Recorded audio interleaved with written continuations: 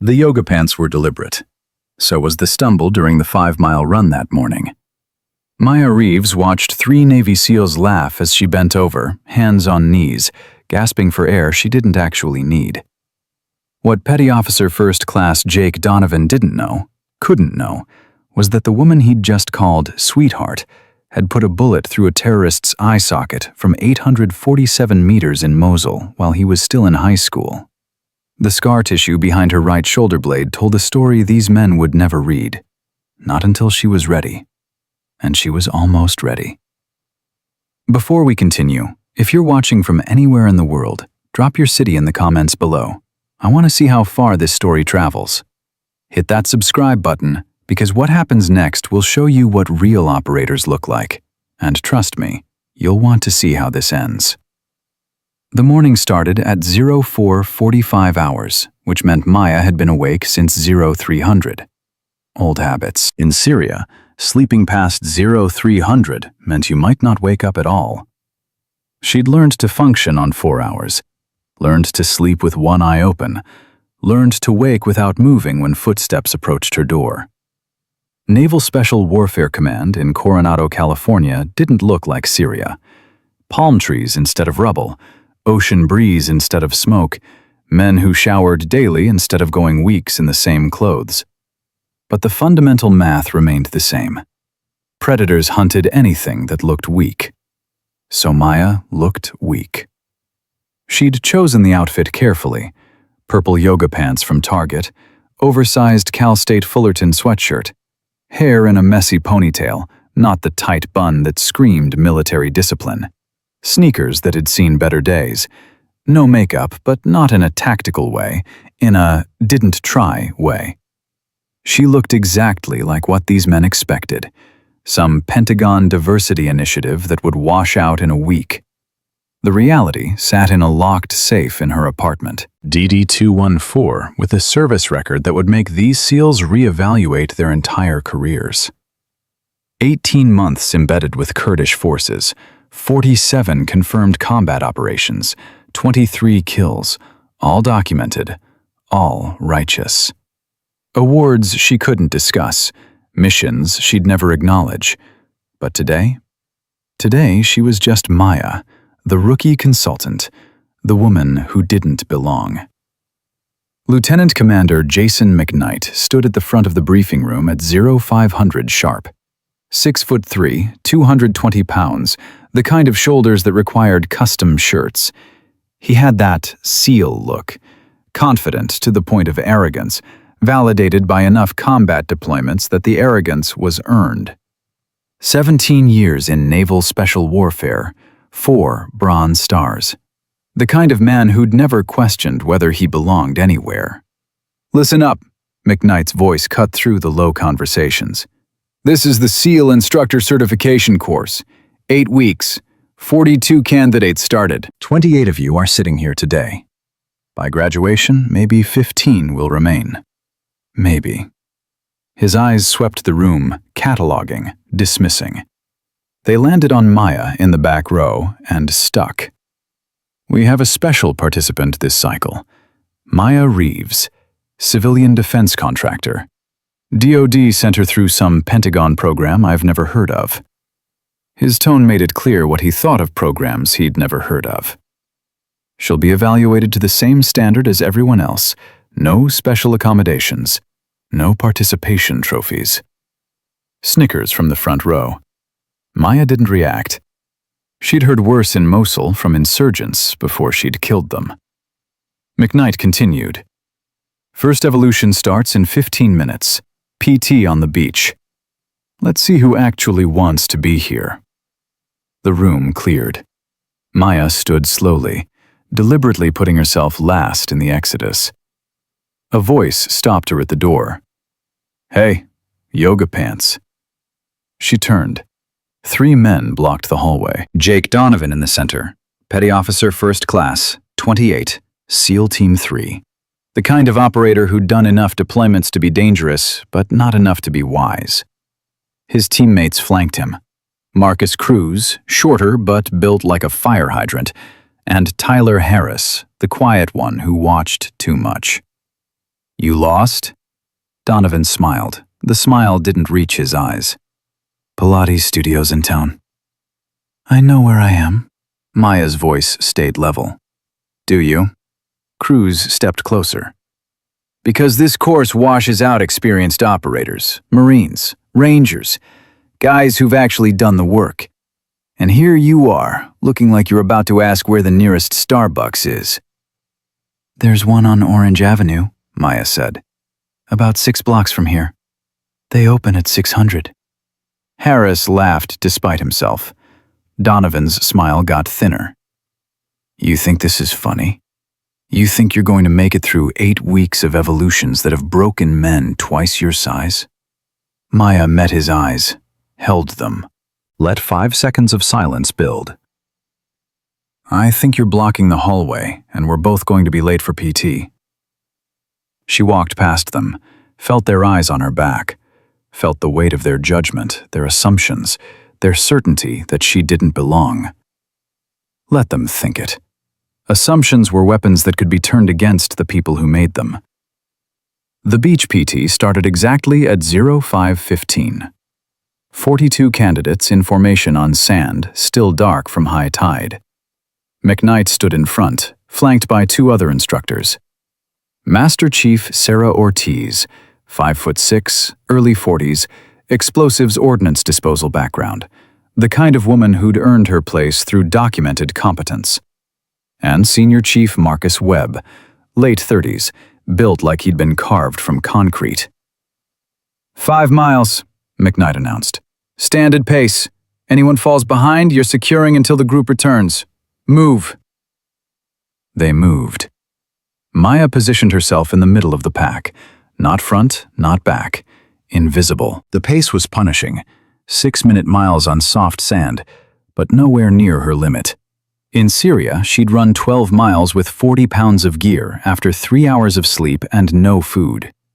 This was vacation. Except vacation didn't involve Donovan drifting back to run beside her at mile 3. Keeping up okay, sweetheart? Fine, thanks. Must be hard, being surrounded by actual operators. Maya's breathing stayed even. Seems like you're working pretty hard for a conversation. Cruz appeared on her other side. Just looking out for you. We'd hate for you to get hurt. Liability issues, Appreciate the concern. Do you? Donovan's voice dropped. Because here's the thing. We know what you are. Some Pentagon experiment, some diversity checkbox so they can say they tried. You'll wash out in a week, and until then you're wasting instructor time that could go to actual candidates. Mile 4. Maya felt the stumble before she executed it. Let her left foot catch in the sand, let her momentum carry her forward, went down on one knee. Gasped, put her hand to her chest. The pack kept running, all except Donovan, Cruz, and Harris, who circled back. See? Donovan stood over her. This is what we're talking about. You can't even finish a simple run. Maya stayed down, controlled her breathing to sound labored, looked up at 3 men who thought they'd proven something. I'm fine. Just need a second. Sure you are. Harris actually sounded sympathetic. Look, no shame in DOR. Drop on request. Happens to everyone. Better to realize you're out of your depth now than waste everyone's time. Maya stood slowly, brushed sand from her knees. I'll catch up. You won't, Cruz said flatly. You're already 2 minutes behind. By the time you reach the turnaround, we'll be halfway back. They ran ahead. Maya watched them go, counted to 30. Then she ran. She caught the main pack at mile 4.7, passed them at mile 4.8, hit the turnaround point at the 5-mile mark in 28 minutes flat, 2 minutes faster than her stumble should have allowed. McKnight stood at the turnaround with a stopwatch, and his eyebrows went up when she arrived in the front third of the group. Fast recovery, Reeves. Thank you, sir. Don't thank me yet. Recovery runs another 5 miles. Yes, sir. She ran the return at the same pace, finished in the top 10. Donovan, Cruz, and Harris came in 30 seconds behind her, and the confusion on their faces was almost worth the performance. Almost. The real payment came during the debrief. McKnight stood in front of the group, all 42 candidates dripping sweat onto the concrete floor. Acceptable performance overall. 12 candidates failed to maintain pace. You'll make it up tonight with additional PT. His eyes found Maya. Reeves, you fell during the run. Yes, sir. But you finished in the top 10. Yes, sir. Explain that. Maya kept her face neutral. Caught my footing, reassessed my pace, adjusted accordingly, sir. Silence. McKnight's expression was unreadable. That's interesting. Because it looked to me like you deliberately slowed down, then deliberately sped up. Like you were testing something. Just trying to complete the evolution, sir. Right. McKnight didn't believe her. She could see it in his eyes. But he couldn't prove anything. Dismissed. Next evolution in 2 hours. Close quarters combat. Don't be late. The group dispersed. Maya headed for the barracks alone. She'd made it 20 feet when Ortiz fell into step beside her. That was quite a performance. The Master Chief's voice was quiet. Don't know what you mean, Master Chief. Sure you don't. Ortiz smiled slightly. Word of advice? These men aren't stupid. Keep playing games. They'll figure out you're playing them. Respectfully, Master Chief, I'm not playing anything. I'm completing evolutions. Uh-huh. Ortiz stopped walking. I ran your background, or tried to. You know what came back? Nothing. Not limited information, not classified, just nothing. Like you're a ghost. Maya turned to face her. Lots of contractors have limited paper trails. Contractors have business registrations, tax records, previous employers. You have a social security number and a DC address. That's it. Ortiz studied her. I've been doing this 22 years. I've seen every kind of operator. Rangers who thought they were too good for SEAL training, Marines with chips on their shoulders, hot-shot pilots who washed out in a week. You know what I've never seen? What's that, Master Chief? Someone who deliberately makes themselves look weak. Ortiz stepped closer. You stumbled on purpose, positioned yourself in the middle of the pack. You're running at about 60% of your actual capacity. I've seen that kind of discipline exactly once before, and it was from a Delta operator who was here to evaluate our program without us knowing. Maya said nothing. So here's my question, Ortiz continued. What are you really doing here? Completing instructor certification, Master Chief. Bullshit. The word was matter of fact, not angry. But that's fine. Keep your secrets. Just know that whatever game you're running, those 3 idiots who were bothering you, they're not your real problem. Who is? Ortiz smiled. McKnight's not stupid either, and unlike those 3, he's patient. He'll watch you, study you, wait for you to make a mistake. She started walking again. And when he figures out you're not what you're pretending to be, this is going to get very interesting. 2 hours later, Maya stood in the close quarters combat training facility.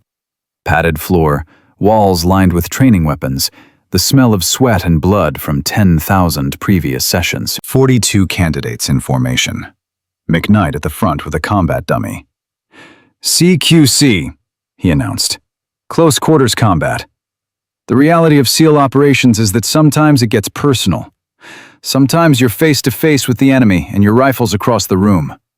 Sometimes it's you and them, and whoever's better trained goes home. He demonstrated a basic technique on the dummy.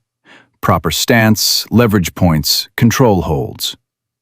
This isn't a fight, This is problem solving with violence. You're not trying to hurt the enemy. You're trying to end the threat as efficiently as possible. The demonstration continued for 20 minutes. Then McKnight smiled. Now you try. Partner up, size matching. Let's see what you've got. The room sorted itself.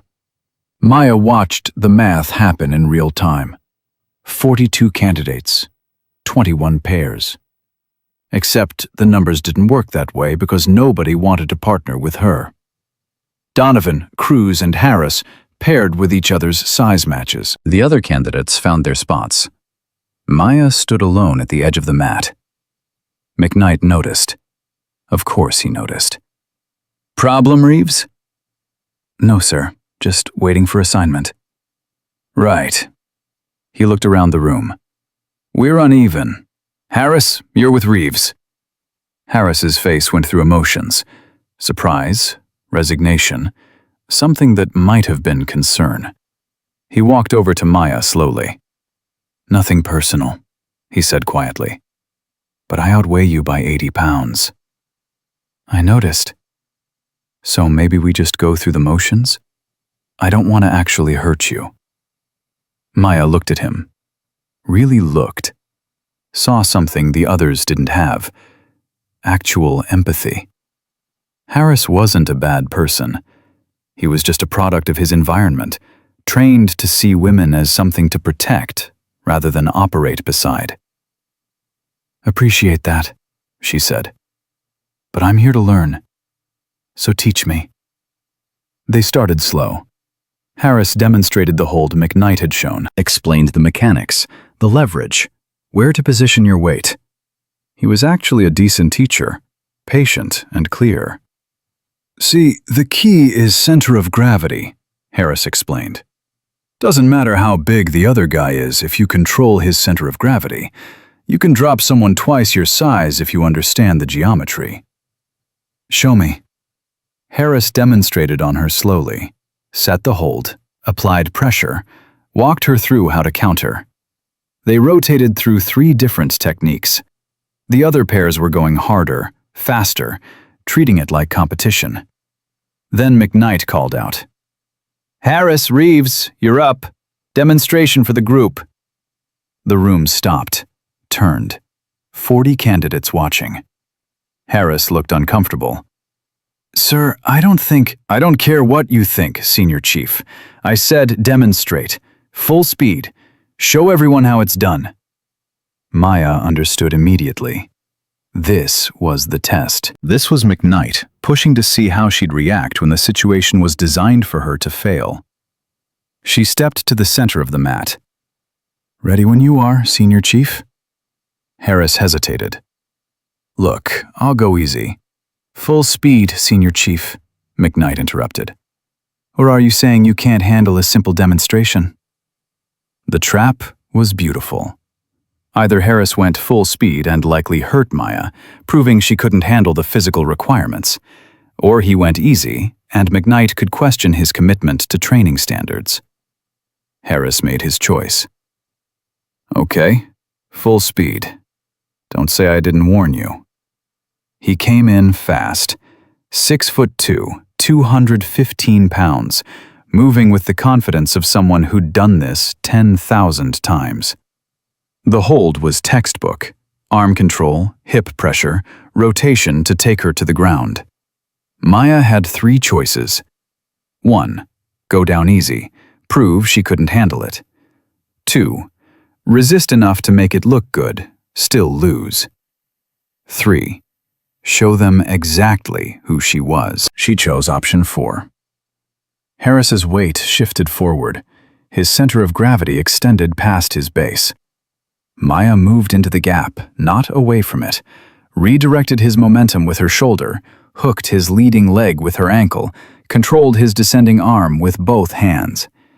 Harris went down hard. The impact echoed through the training facility. Silence. Harris lay on his back, staring at the ceiling, trying to understand what had just happened. Maya offered him a hand up. That was good, she said quietly. But you telegraphed the entry. Left side dropped about 2 inches before you committed. Harris took her hand, let her pull him up. How did you? Again? Maya looked at McKnight. Or should we rotate partners? McKnight's expression was stone. Again. Double time. They went again. This time, Harris was ready, or thought he was. Came in with a different approach, faster entry, better base. Maya read it before he committed, used his own momentum, dropped him in 4 seconds. Third time, 3 seconds. Fourth time, Harris tried something creative. Feint left, enter right, catch her off balance. Maya saw it coming because she'd used the same technique in Mosul on a Hezbollah fighter, who'd outweighed her by 100 pounds. She let Harris think the feint worked, made him commit, then showed him why commitment without confirmation was fatal. He went down harder than before. This time, Harris stayed down for a 5 count. When he got up, his eyes were different. Not angry, respectful. Where did you learn that? His voice was quiet enough that only Maya heard. Here and there. Bullshit. That's not here and there. That's somewhere specific. Somewhere you shouldn't be talking about. Maya helped him to his feet again. Senior Chief, you're overthinking it. Am I? Harris brushed himself off. Because I've trained with Delta. I've trained with DevGru. I've trained with Foreign Special Forces. And what you just did? That's not sport martial arts. That's not even military combatives. That's something else entirely. McKnight's voice cut through. Impressive, Reeves. Where'd you pick that up? Weekend self-defense class? The room laughed. Maya turned to face him. Just followed your instructions, sir. Control center of gravity, use leverage over strength, problem solving with violence. Uh-huh. McKnight walked closer. Harris is one of our best CQC instructors. You just put him down 4 times in a row. So either he's having a really off day, or you've had training somewhere. Want to tell us where? Every eye in the room on her. This was the moment, the inflection point. She could deflect, minimize, stay in character, or she could give them a glimpse. Maya chose the glimpse. I had a good teacher, sir. Someone who understood that size isn't everything. That the best operators use their brain before their muscles. That assumptions get you killed. She paused. She taught me that looking weak is the best weapon you can carry, because people underestimate you right up until the moment they hit the ground. She? Donovan spoke from the side of the room. You learned combat techniques from a woman. Best operator I ever met, petty officer. She could drop any man in this room without breaking a sweat. Did it routinely, then went home and tucked her daughter into bed while her husband made dinner. The room processed that. The idea that a mother, a wife, someone who didn't fit their mental model could be more dangerous than them. McKnight's eyes narrowed. This teacher have a name? Captain Rachel Hayes, Army Intelligence, killed in action, Syria, August 2021. Her convoy was hit by an IED. She was pregnant with her second child. The silence was different now, heavier. Every person in this room understood what it meant to lose someone. The specific details, pregnant, second child, Syria, they landed like body blows. I'm sorry for your loss, McKnight said finally. Thank you, sir. Maya kept her voice level.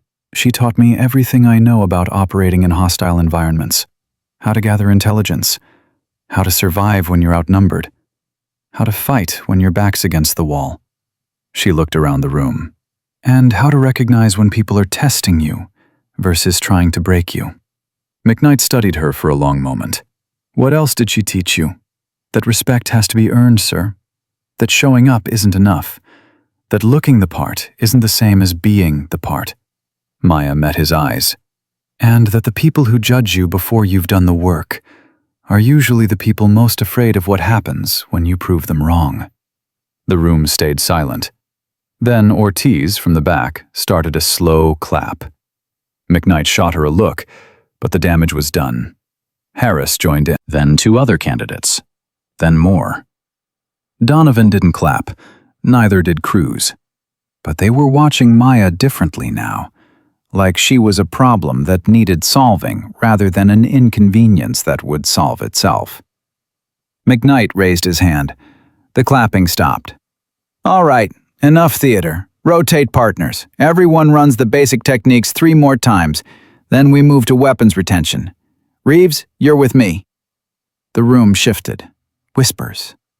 Maya walked to the center of the mat, stood across from McKnight, who outweighed her by at least 90 pounds. "Full speed?" she asked. "Unless you're afraid." "Not even a little bit, sir." They began, and for the first time since arriving at Coronado, Maya stopped holding back. McKnight moved like water, which surprised Maya. Big men usually relied on power, but he understood leverage the way career operators did, through repetition and consequence. His first entry was textbook, weight distribution perfect, hands seeking control points that would end the fight in seconds. Maya slipped it, barely. Let his momentum carry past her center line, redirected with her forearm, created distance. McKnight reset immediately, no wasted motion, came again with a different angle. "You're fast," he said, circling. "But speed only matters if you can finish." He committed, full power this time. Maya had 2 seconds to decide how much to reveal. She chose partial truth, used his forward pressure against him, stepped inside his arc, controlled his elbow, guided him into a throw that looked accidental. McKnight hit the mat hard, came up smiling. Again. They went 3 more rounds. Each time McKnight adjusted, learned, came back smarter. Each time Maya gave him exactly what he expected. Competent technique, nothing extraordinary. The 4th round, he caught her. Good, clean takedown. Control hold that would have been a fight ender in real combat. "Better," Maya said from underneath his arm lock. McKnight released her. "You let me catch you." "No, sir." "Yes, you did. Because you're still hiding something." He offered his hand, pulled her up. "But you're good enough that I'm interested now. So here's what's going to happen. Next 3 weeks, you're getting special attention. Every evolution I'm watching, every mistake I'm documenting. And at the end, we're going to have a conversation about who you really are." "Looking forward to it, sir." The other candidates had stopped their own training to watch. Ortiz wore an expression that might have been satisfaction. Harris looked thoughtful. Donovan looked angry. That night, Maya lay in her bunk in the transient barracks and let herself remember Syria. The safe house in Aleppo, where Rachel Hayes had taught her to fight like she was invisible. The concrete basement that smelled like mold and death, where they'd trained for 6 hours a day between intelligence-gathering operations. Rachel had been 5'4", 130 pounds, mother of a 3-year-old girl named Emma. She'd also put down a Taliban commander with her bare hands in less time than it took to describe it. Maya had watched through a door crack while Rachel had gathered intelligence. The commander had gotten aggressive, and Rachel had ended the problem with 3 movements that looked like dancing.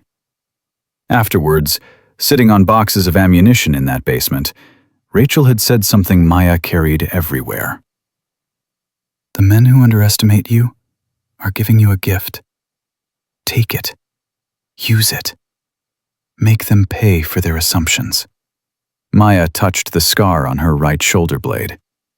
3 inches long, courtesy of an ISIS fighter who'd caught her off guard in a Mosul alley. She'd killed him with a broken bottle, walked 2 miles to an aid station, gotten 14 stitches without anesthesia because pain medication meant cloud judgment. Rachel had found her the next morning, looked at the wound, asked one question. "Did you get him?" "Yes, ma'am." "Good. Now learn from it.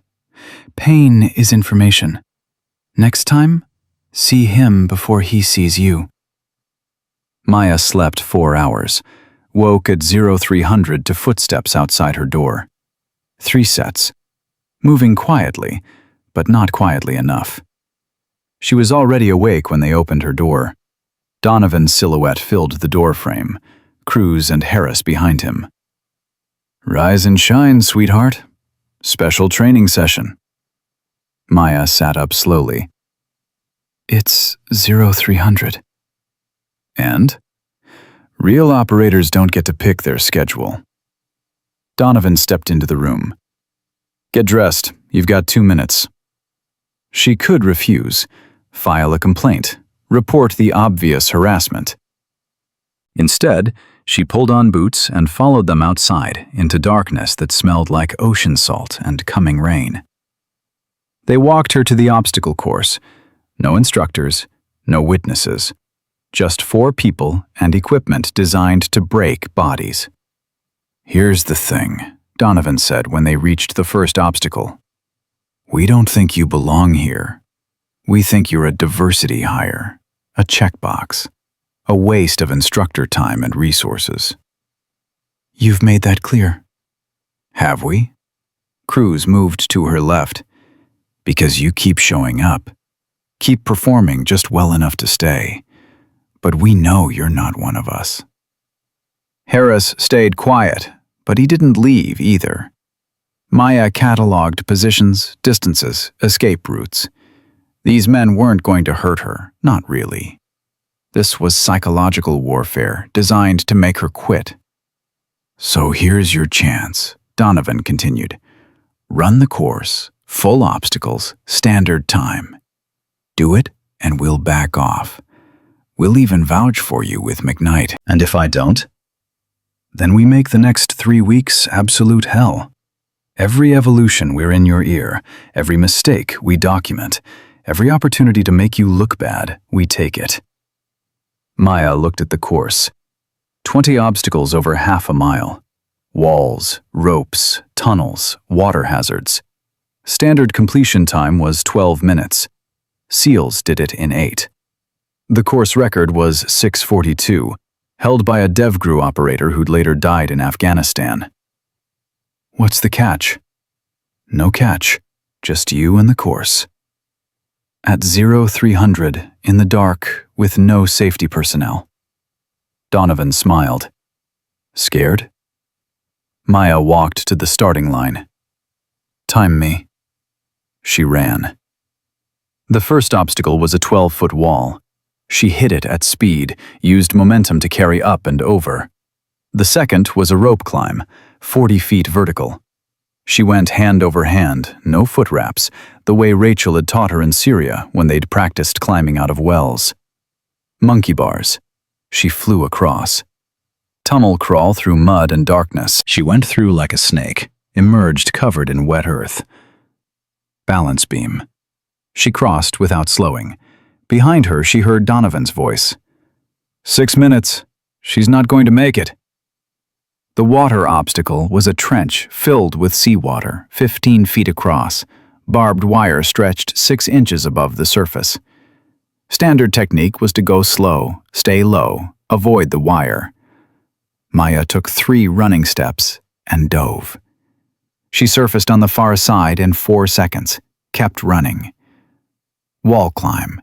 Over underbars, tire run. Her lungs burned, but she'd run on empty before, in Mosul, carrying intelligence that would save 30 lives if she could just reach the extraction point. This was nothing. Final obstacle, cargo net, 30 feet high, stretched between 2 poles. You had to climb up one side, cross the top, descend the other side.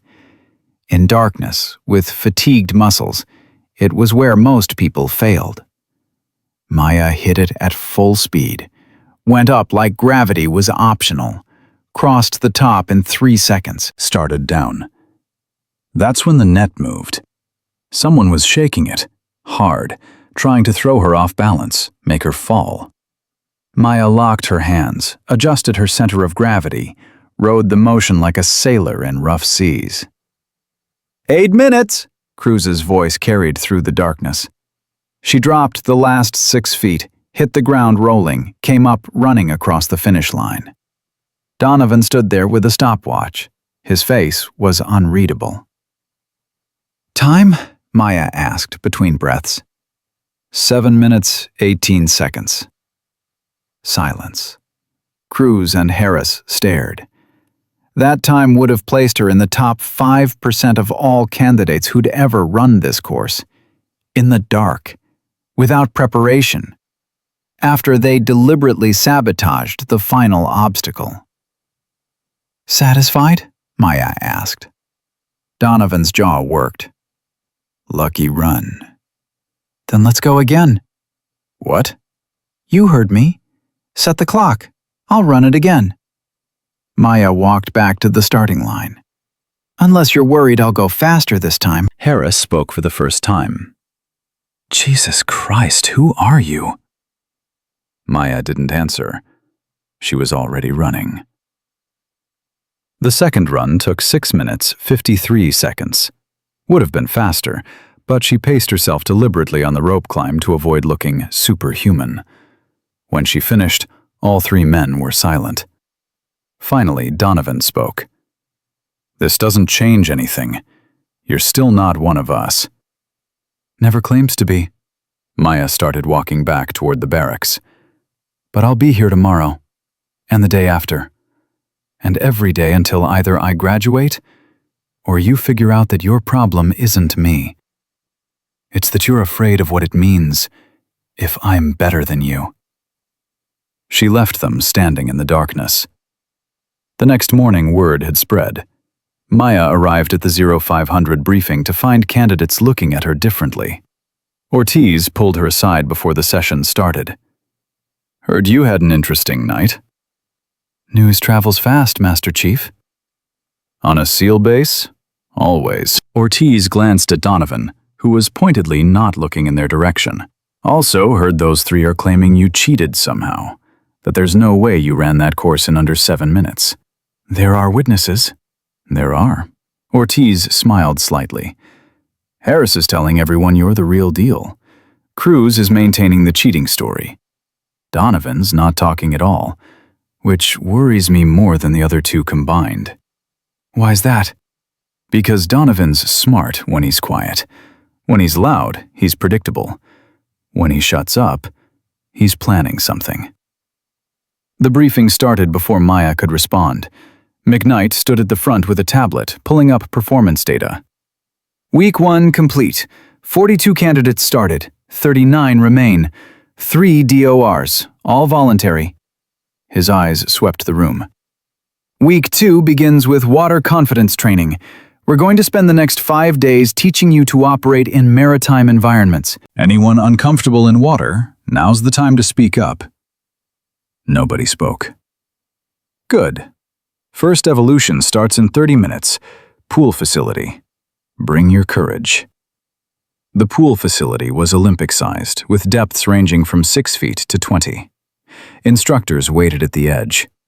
Maya recognized the setup immediately.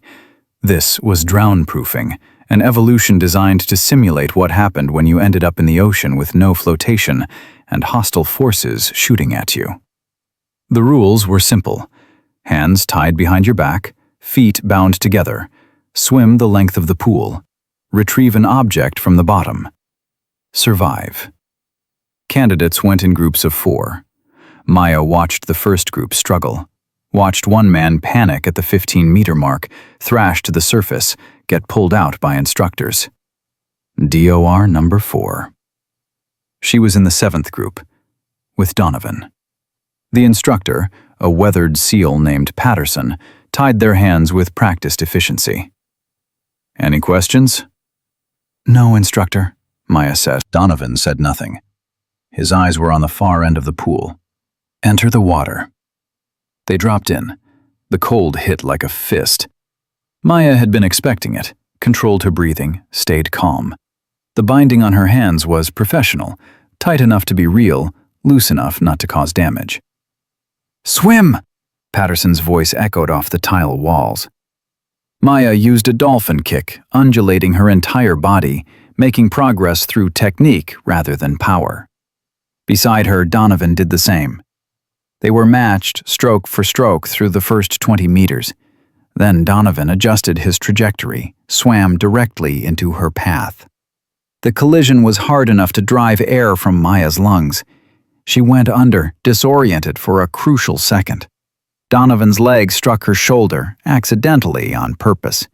She tumbled, lost her bearing, had to fight not to panic. Training took over.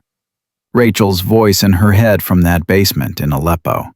Panic is decision-making with incomplete information. Slow down, assess, act. Maya oriented to the pool bottom, kicked upward, broke surface. Donovan was already 10 meters ahead. The instructors had seen it. Patterson was making notes. But he wasn't stopping the evolution. This was part of the test, how you responded when things went wrong. Maya swam. Caught up to Donovan at the 40-meter mark, passed him at 45, reached the wall first. "Object retrieval," Patterson called. "Dive to the bottom, retrieve the weight, return to surface. You have 2 minutes." The weight sat at 20 feet. Maya took 3 breaths, preparing her lungs, went under. The descent was controlled. She let gravity do most of the work, oriented to the weight, closed her bound hands around it, started up.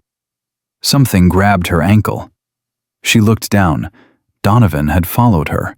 His hands were still bound, but he'd hooked his foot around her leg and was pulling, dragging her deeper instead of letting her surface. Maya had maybe 45 seconds of air left. Donovan had less. He'd descended second, used more oxygen. This was suicide tactics, willing to fail himself if it meant taking her out.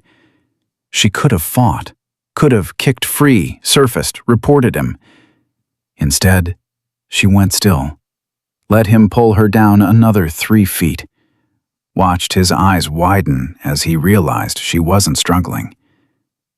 Then she moved, twisted her body, used his own grip against him, rotated until her bound feet were near his face, kicked once, precisely, catching his solar plexus with both heels. Donovan's breath exploded out in a stream of bubbles. His grip released. Maya grabbed him with her bound hands, kicked upward, dragging his stunned body toward the surface. They broke together, Maya gasping, Donovan choking, both of them alive. Patterson was already in the water. "What the hell happened?" "Cramped up, instructor," Maya said between breaths. "Brought him up." Donovan coughed water, stared at her with something that might have been shock, or might have been rage. "Save it," Patterson interrupted. "You're both out of the water. Reeves, you pass. Donovan, you're running this evolution again tomorrow after we figure out what happened." They were pulled from the pool, hands untied. Maya's fingers were white from the bindings and the cold. Donovan's face was red from coughing and something else. "You should have let me drown," he said quietly. "No, I shouldn't have." "Why not? I was trying to make you fail." Maya looked at him, really looked, saw past the arrogance to the fear underneath, fear that she represented change, fear that his world was shifting, fear that everything he'd built his identity on was being challenged. "Because that's not who I am," she said. "You want to compete? Fine. You want to test me? Bring it. But I'm not going to let you die to prove a point." She walked away. Behind her, she heard Harris's voice, quiet but carrying. "Dude." "She just saved your life after you tried to sabotage her. What the hell is wrong with you?" That night, Maya found an envelope slid under her door. No name, no return address. Inside, a single piece of paper with a message in handwriting she didn't recognize. "You're making enemies. Be careful. Some people here don't want you to succeed. A friend." She burned the note in the sink, watching paper curl into ash. Friends were dangerous. They made you complacent, made you think you were safe. In Syria, Rachel had said it plainly. Trust is luxury for peacetime. In the field, trust gets you killed. Verify everything. Assume nothing. The person smiling at you today might be the one who betrays you tomorrow. Maya lay awake until 300, listening to footsteps that never came, waiting for threats that stayed hypothetical. When sleep finally took her, she dreamed of drowning, of hands pulling her down, of water filling her lungs, while people watched and did nothing. She woke at 0400 with her heart racing and Rachel's voice clear as day in her memory. The hardest part isn't surviving the enemy, it's surviving your own people when they decide you're the threat. Week 2 became a war of attrition. Every evolution, something went wrong. Equipment failures that only affected Maya's gear, training schedules that changed without notice, partner assignments designed to maximize her disadvantage. During the underwater navigation exercise, her compass malfunctioned. During the small boat operations, her paddle broke. During the land navigation course, her map coordinates were wrong by exactly enough to fail the evolution. She adapted, used the sun for navigation instead of the compass, paddled with her hands when the paddle failed, cross-referenced terrain features to correct the map errors, passed every evolution despite the sabotage. McKnight noticed. He'd have been incompetent not to, but he said nothing, just watched with those calculating eyes, making notes on his ever-present tablet. On day 12, during a nighttime patrol exercise, Maya's team, Donovan, Cruz, and a ranger named Mitchell, received orders to investigate a suspected enemy position. Standard reconnaissance, observe and report. They moved through the training area in tactical formation, Mitchell on point, Cruz at rear security, Donovan and Maya in the middle. The enemy position was a building complex 2 clicks from base. At the 1-click mark, Donovan's voice came through the radio. Hold position, equipment check. They stopped. Maya checked her rifle, training weapon, blanks only. Checked her radio, checked her night vision. Reeves, your radio's malfunctioning, Donovan said. Getting interference. Hand it over, I'll fix it. She should have questioned it, should have recognized the setup. Instead, she handed over the radio, watched Donovan fiddle with it for 30 seconds, handed back. Try now. She keyed the mic. Nothing. The radio was dead. Must be the battery, Donovan said. We'll share mine. Stay close. They moved forward, reached the target building at 2,200 hours. It sat dark and quiet in a clearing, 2 stories, multiple windows, perfect ambush terrain. Mitchell, Cruz, hold security, Donovan ordered. Reeves and I will do close recon. They approached the building, got within 20 meters. That's when the scenario changed. Lights blazed from every window, speakers erupted with simulated gunfire. Instructors emerged from concealed positions, blank weapons firing, pyrotechnics exploding. Contact! Donovan yelled into his radio. All elements fall back to rally point. Maya moved to follow. That's when she realized Mitchell and Cruz were already gone. Already moving away from the ambush, leaving her and Donovan alone. Except Donovan was moving too. Away from her. Toward the rally point they'd established before the patrol. Maya keyed her radio. Dead silence. She was alone, without comms, in the middle of a simulated ambush designed to test team cohesion under fire. They'd left her. Deliberately. This wasn't training accident. This was planned. She had 2 choices. Follow them back to the rally point, report the radio failure, take the evolution failure quietly.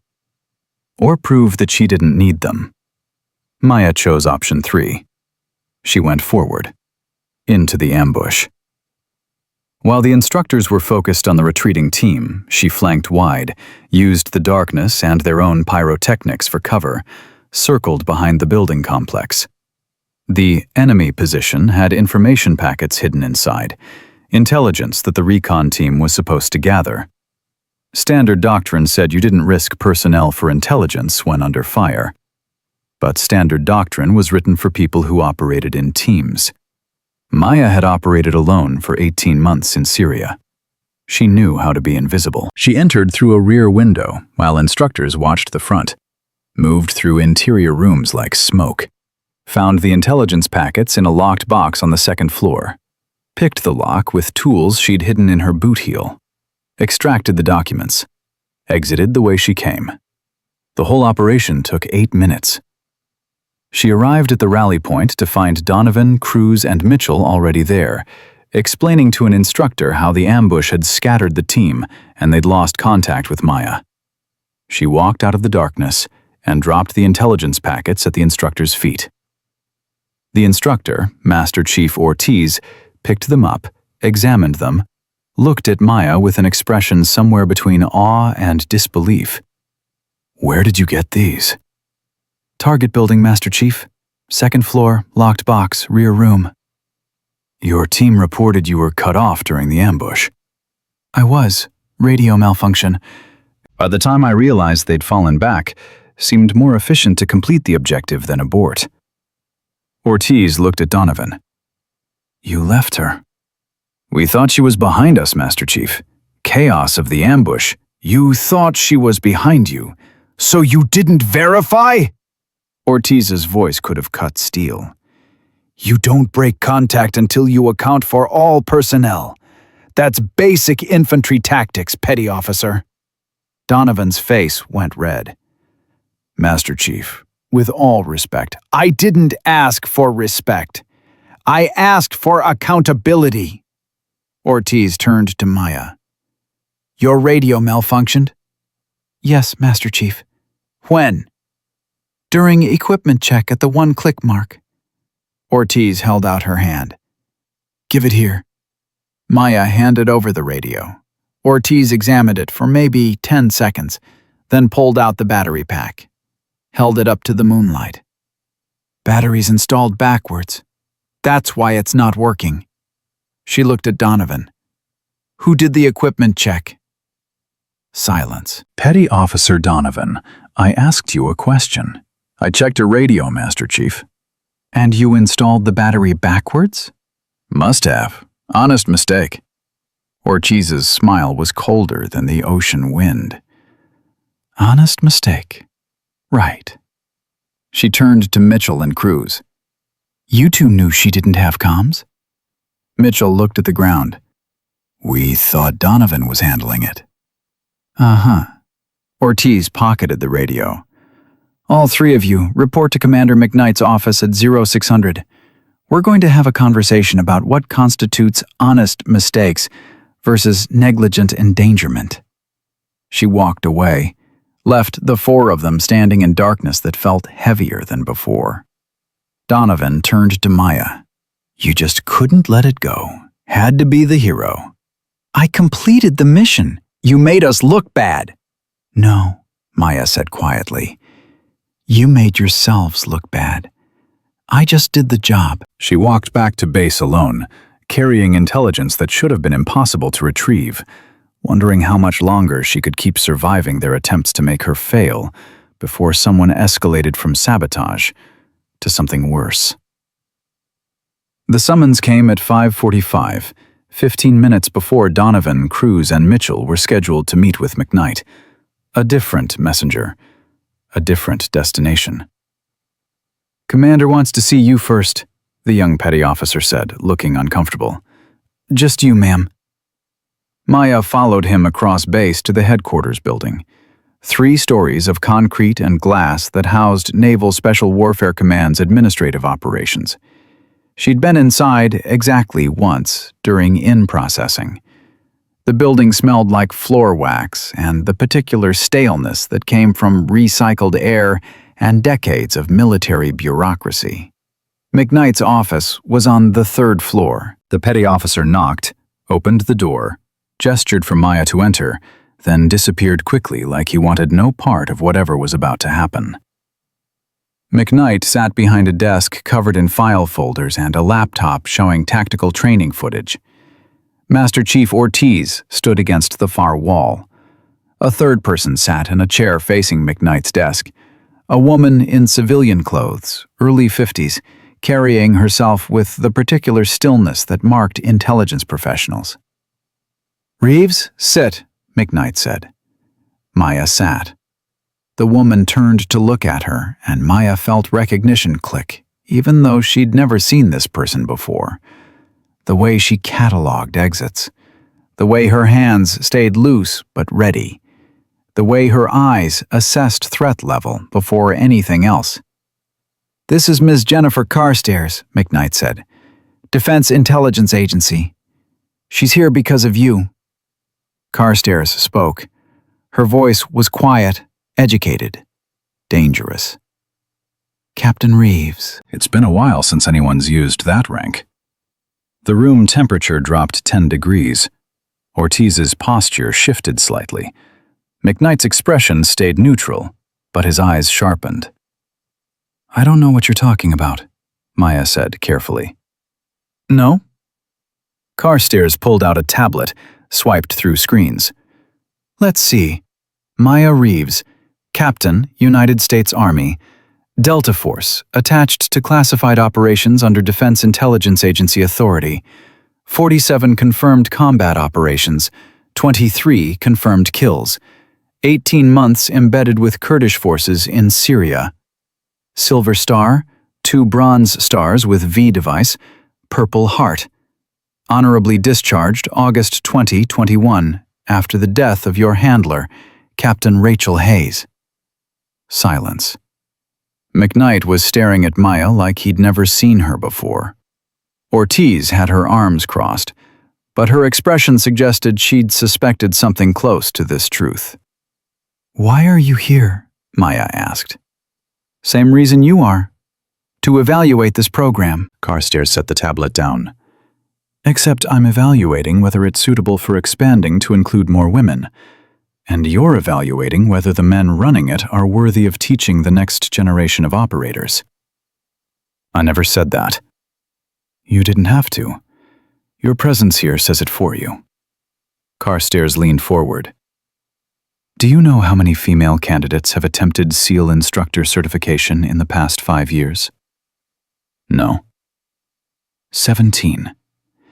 "Do you know how many passed?" Maya waited. 0. Not because they weren't capable, but because the failure rate for women in this program is 40%. For men, it's 12%. And when we dig into the numbers, we find a pattern. Equipment failures, subjective evaluations, training accidents that only seem to happen to female candidates. McKnight's jaw tightened. "That's a serious accusation." "It's a statistical fact, Commander. We've been tracking it for 3 years. Every oversight agency has flagged this program, and every time we get the same response. Standards must be maintained. We can't lower the bar. Except nobody's asking to lower anything. We're asking why the bar keeps moving depending on who's trying to clear it." Ortiz spoke up. "With respect, ma'am, some candidates do fail because they're not qualified." "Absolutely, and those failures are legitimate. But when 3 male candidates sabotage a female candidate's equipment, deliberately leave her isolated in a training exercise, and install her radio battery backwards to cut her communications, that's not a training failure. That's criminal misconduct." McKnight stood. "You have proof of this?" "We have testimony from Captain Reeves. We have the malfunctioning radio with reversed battery. We have training footage showing the same 3 candidates engaging in a pattern of harassment over 12 days. And we have Master Chief Ortiz's incident reports documenting multiple equipment failures affecting only 1 candidate." "Why am I just hearing about this now?" "Because, Commander, we wanted to see how you'd handle it." Carstairs stood as well. The 3 candidates in question are meeting with you in 5 minutes to answer for last night's incident. What you do next determines whether this program continues to exist. McKnight's expression went through calculations. You're telling me this entire situation was a test? No. The situation is real. Captain Reeves is legitimately completing instructor certification. The harassment is legitimate. The sabotage is legitimate. What's being tested is your response. Do you protect your SEALs because they're your tribe? Or do you maintain standards regardless of who violates them? Maya spoke for the first time since Carstairs had revealed her background. I didn't ask for this. I know you didn't. You asked to be left alone to prove yourself on merit. Just like you did in Syria. Just like you did in Delta. Just like you've done your entire career. Carstairs looked at her with something that might have been sympathy. But the problem with being exceptional while female is that you never get to be just another operator. You're always a symbol, always a test case, always carrying the weight of everyone who comes after you. That's not fair. No, it's not. But it's true. Carstairs checked her watch. Those 3 candidates will be here in 2 minutes. You can stay and watch Commander McKnight handle this, or you can leave. Your choice. Maya stood. I'll stay. Thought you might. Carstairs sat back down. This should be educational. The knock came exactly at 600. McKnight called them in. Donovan, Cruz, and Mitchell entered in their utilities, freshly shaved, standing at attention. Their eyes registered surprise when they saw Maya, then confusion at Carstairs' presence. Petty Officer Donovan, Petty Officer Cruz, Petty Officer Mitchell, McKnight said formally. You're here to explain last night's training exercise and the series of equipment malfunctions affecting Candidate Reeves over the past 12 days. Donovan spoke first. Sir, about last night, that was a legitimate mistake. The chaos of the ambush, stop! McKnight's voice could have frozen water. Before you continue, I want you to understand something. There are 3 outcomes to this meeting. 1. You tell me the complete truth, accept responsibility, and face appropriate consequences. 2. You lie. I prove you're lying, and you face courts-martial. 3. You refuse to answer, invoke your rights, and this goes to an official investigation that will end your careers regardless of findings. Which would you like? The 3 men exchanged glances. Cruz spoke up. Sir, we didn't mean any harm. We were just trying to prove she didn't belong here. By sabotaging her equipment? By testing her. SEALs get tested all the time. Hell Week is one long test. Hell Week is administered by instructors following established protocols. What you did was sabotage a teammate during a tactical exercise. There's a difference. Mitchell, who'd been quiet, finally spoke. Sir, with all respect, she's not a teammate. She's a civilian contractor who showed up out of nowhere with no credentials, no background, no explanation. We've all earned our place here. What has she done? Maya felt Carstairs' eyes on her, felt the weight of the decision point. She could let McKnight answer, could let the DIA representative pull out files and service records, could hide behind authority figures who'd fight this battle for her. Or she could fight it herself. May I, Commander? Maya asked. McKnight hesitated, then nodded. Go ahead. Maya stood, walked to the center of the office, turned her back to the 3 men, grabbed the bottom of her t-shirt and pulled it up, exposing her back from waist to shoulders. The tattoo covered her right shoulder blade. GPS coordinates in precise numbers. Below them, unit insignias. 1st Special Forces Operational Detachment Delta. Defense Intelligence Agency. Kurdish Women's Protection Units. Below those, dates and names. 14 of them. Rachel Hayes at the top. The others arranged chronologically by death date. Those are the people I operated with who didn't make it home, Maya said quietly. The coordinates are the black site prison I infiltrated in Syria to extract an American journalist being held for execution. The operation took 16 hours. I went in alone because no male operator could have accessed that facility. I got him out. He went home to his family. I got these coordinates tattooed on my back so I'd never forget what it cost. She pulled her shirt down, turned to face them. The scar on my shoulder is from an ISIS fighter who caught me in a Mosul alley. I killed him with a broken bottle. The scar on my left forearm is from a Russian mercenary in Aleppo who thought I was an easy target. I killed him with his own knife. The scar you can't see is on my right thigh, courtesy of shrapnel from an IED that killed my handler and 4 other people. I walked 2 miles on that leg to reach an extraction point, because staying put meant capture and execution. Mitchell's face had gone pale. Cruz was staring at the floor. Donovan's expression was unreadable. You want to know what I've done? I've spent 18 months operating alone in hostile territory where every single day was life or death. I've gathered intelligence that saved over 300 American lives. I've killed 23 enemy combatants in close quarters combat. I've been shot at, blown up, stabbed, and left for dead. And I did it all, while people like you assumed I was just a diversity hire who didn't belong. She stepped closer. So here's what's going to happen. You're going to decide right now whether you want to keep fighting me or whether you want to learn from me. Because I'm not going anywhere. I've survived worse than 3 SEALs with ego problems, and unlike you, I don't need to sabotage anyone to prove I'm capable. My record speaks for itself. Silence filled the office like water. Finally, Donovan spoke. Afghanistan.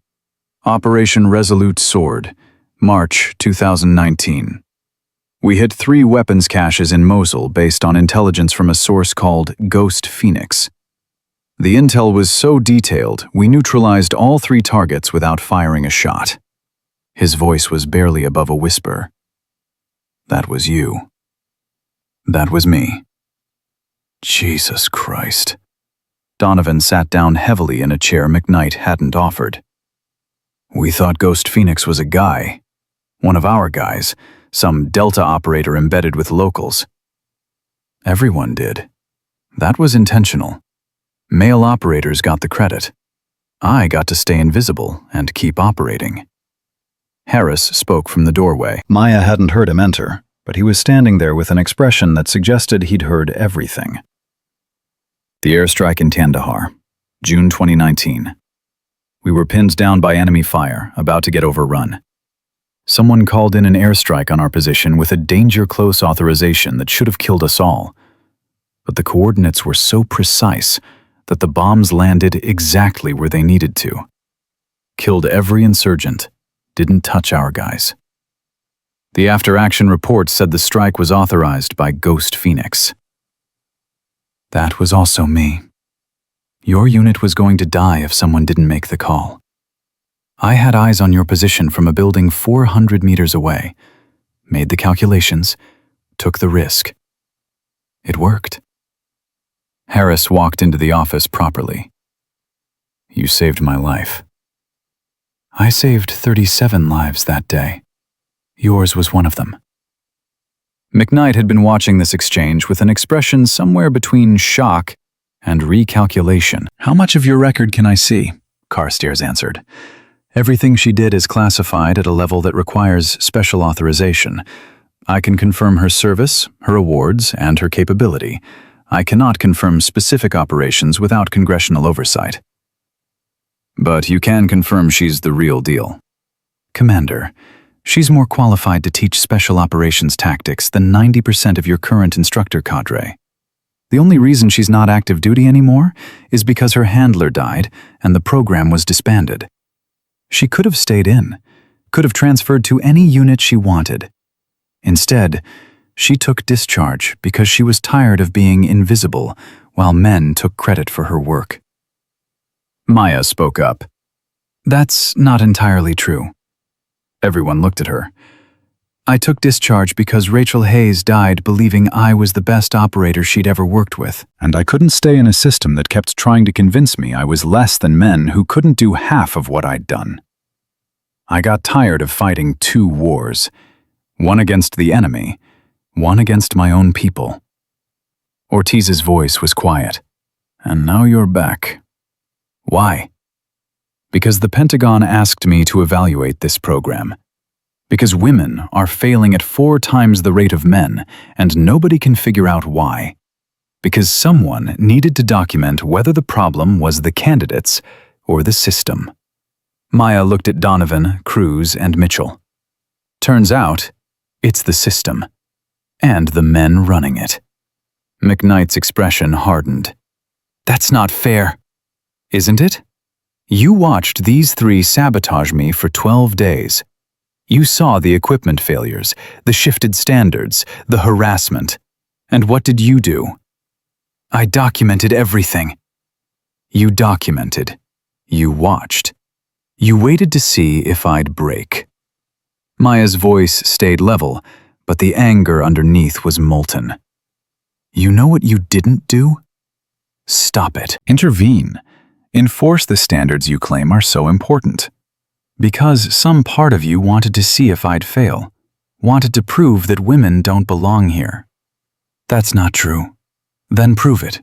Right now. These 3 men sabotaged a teammate, endangered lives during a training evolution, violated every principle you claim SEALs stand for. What are you going to do about it? The office went silent. McKnight looked at Donovan, Cruz, and Mitchell. 3 men he'd served with. 3 SEALs who'd earned their tridents. 3 operators who'd violated trust in ways that couldn't be ignored. You're removed from the instructor course, effective immediately, McKnight said finally. You'll face captain's mast for conduct unbecoming. If convicted, you'll be reassigned to non-training billets. You'll never teach another candidate. And you'll carry this on your records for the rest of your careers. Donovan stood. Sir, that's fair? McKnight's voice cut like a blade. You sabotaged a teammate. You think that's what SEALs do? You think that's what we stand for? Get out of my office, all 3 of you, before I decide courts-martial is more appropriate. They left. Mitchell looked back once at Maya with an expression that might have been apology. Harris stayed in the doorway. Sir, for the record, I told them this was wrong. I told them she deserved a fair chance. Noted, Senior Chief. But you didn't stop them. You didn't report them.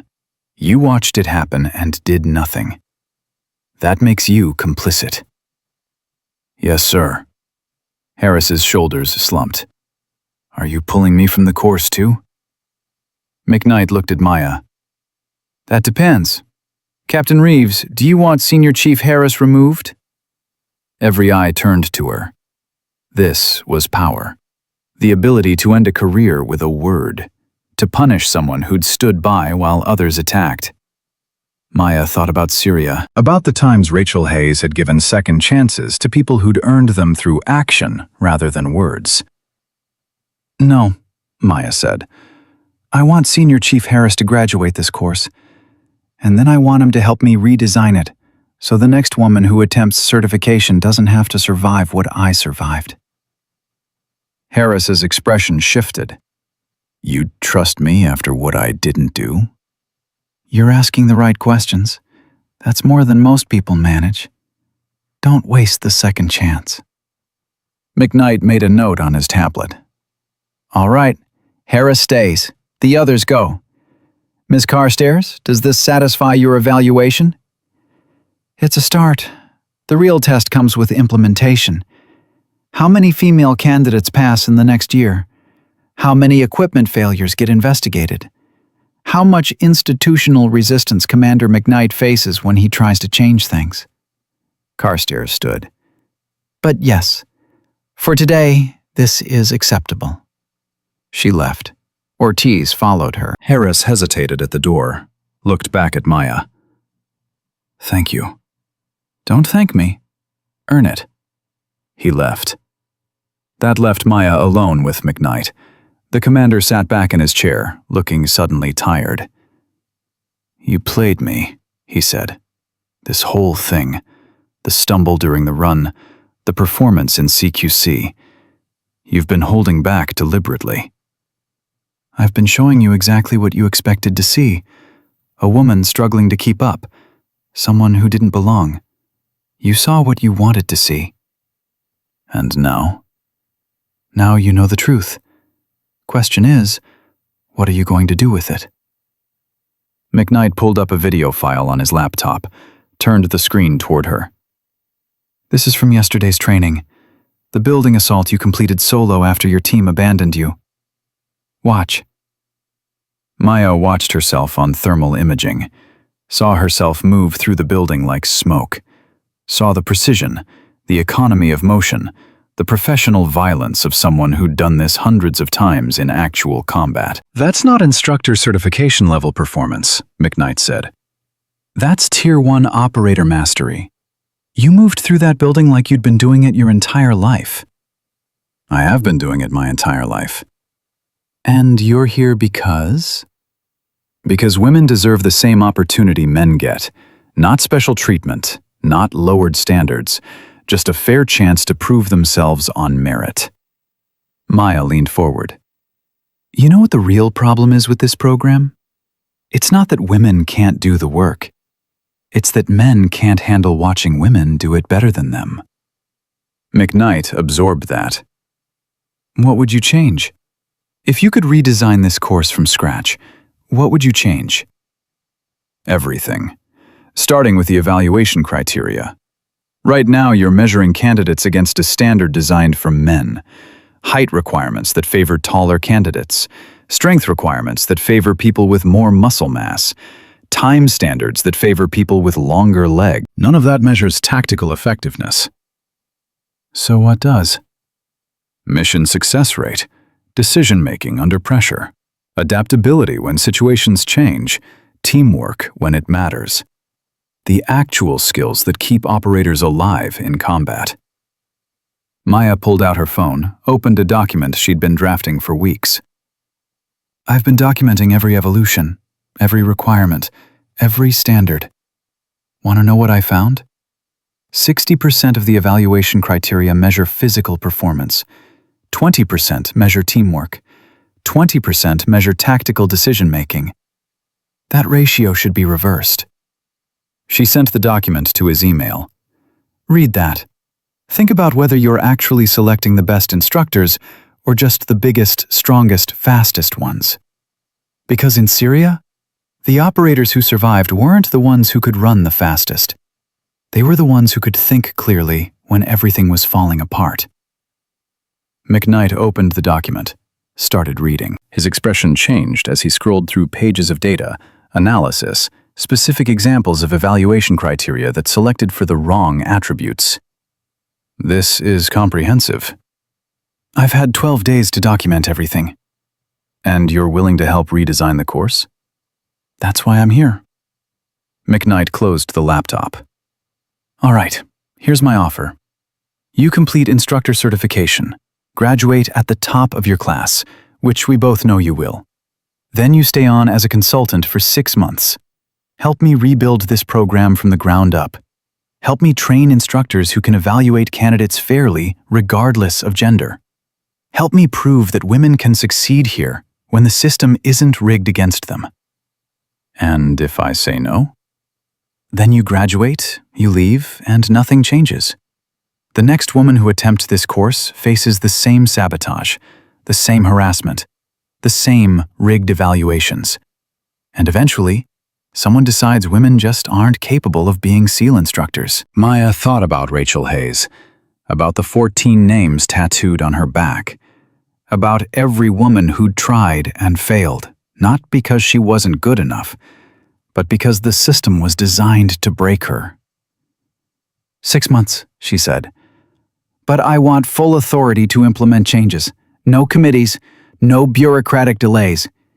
If something's broken, I fix it. Done. McKnight extended his hand. Welcome to the team, Captain Reeves. She shook his hand, felt the calluses that marked career operators, saw in his eyes something she hadn't seen before. Respect earned through demonstrated capability rather than granted through authority. One more thing, Maya said. The final exercise, the 12-hour field operation. I want to run it. You want to lead the evaluation? No, I want to participate. As a candidate. But I want permission to show you what's possible when someone stops holding back. McKnight smiled. You've been holding back this whole time? Commander, you haven't seen me try yet. Everything up to now? That's me at 60%, making sure I looked just competent enough to stay, but not so good that I revealed who I really am. And at 100%? Maya's smile was cold and sharp as a knife edge. At 100%, I'll complete your 12-hour exercise in 6. I'll execute every objective perfectly, and I'll do it solo, without a team, just to prove that your evaluation criteria are measuring the wrong things. McKnight leaned back in his chair. That's impossible. No, Commander. It's exactly possible. You've just never seen anyone capable enough to do it. And if you fail? I won't fail. I've never failed a mission in my life. I'm not starting now. The final exercise briefing happened at 0400 on day 21.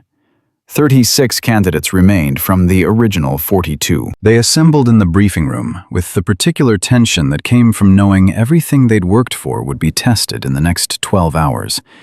McKnight stood at the front with Ortiz and 3 other senior instructors. Behind them, a tactical map showed 12 square miles of training area, with multiple objective points marked in red. Final evaluation, McKnight announced. 12 hours, 4-person teams. You'll conduct a full mission profile. Infiltration, reconnaissance, hostage rescue, intelligence gathering, and exfiltration. Each team gets different objectives. Success requires completing all tasks within the time limit while maintaining tactical proficiency and team integrity. He pulled up images of the training area. Buildings, terrain features, simulated enemy positions. This is designed to be impossible to complete perfectly. You'll face insufficient resources, time pressure, and moral dilemmas. How you handle failure matters as much as how you handle success. Maya sat in the back, watching candidates process the information. Most were already calculating logistics, planning how to divide responsibilities, assessing which teammates would be assets versus liabilities. Team assignments are posted outside, McKnight continued. You have 30 minutes to plan. Wheels up at 0500. Questions? A ranger named Davidson raised his hand. Sir, what about Reeves? She doesn't have a team after what happened with Donovan's group. McKnight looked at Maya. Captain Reeves has requested permission to run the exercise solo. I've granted it. She'll have the same objectives as everyone else, same time limit, same evaluation criteria. She just won't have teammates to help her. The room erupted, voices overlapping, questions shouting over each other. Harris stood up from the front row. Sir, that's suicide. This exercise requires 4 people minimum. The hostage rescue alone needs multiple operators for security, extraction, and casualty management. Noted, Senior Chief. Captain Reeves is aware of the risks. Is she aware she'll fail? Because there's no way one person completes this course in 12 hours. Maya stood. I'll complete it in 6. The room went silent. Harris turned to stare at her. That's not possible. It's exactly possible. I've run solo operations in actual combat that make this exercise look like a training montage. 6 hours. All objectives complete. Perfect execution. A Marine named Rodriguez spoke up. And if you fail? If you can't complete it? Then I fail.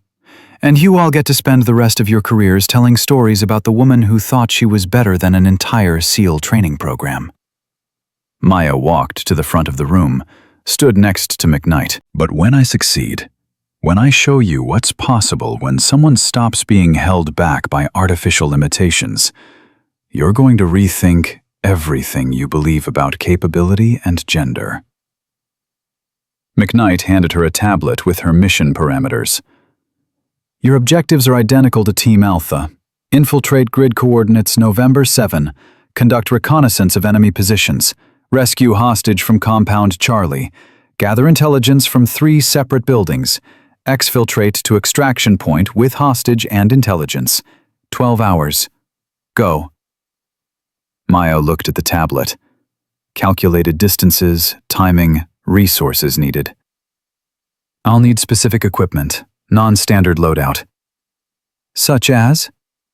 Suppressed rifle, subsonic ammunition, lockpick kit, climbing gear, thermal imaging, combat medical supplies for 1 casualty, high-protein rations, 3 liters of water, communications equipment with satellite backup, and permission to use tactics that might make some people uncomfortable.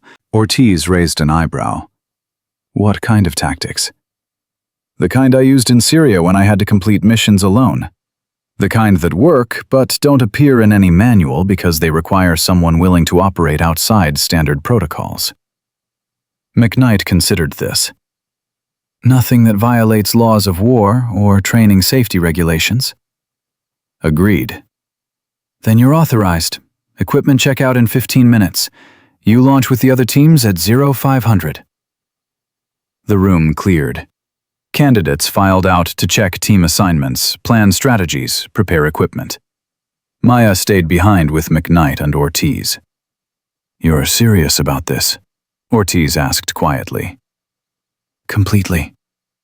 Why? You've already proven your point. Donovan and his crew are gone. You've got the job offer. Why risk failing the final exercise? Maya set the tablet down. Because proving I can survive sabotage isn't the same as proving I can excel on merit. Because every woman who comes after me needs to see what's actually possible, not just what's minimally acceptable.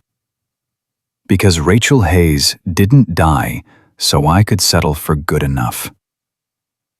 She picked up the tablet again. And because these men need to see that their limitations aren't universal. That the reason they think this exercise requires 4 people is because they've never operated at the level where 1 person can do what 4 do, if they're good enough. McKnight pulled up a different screen on his laptop. I'm going to tell you something that's technically classified.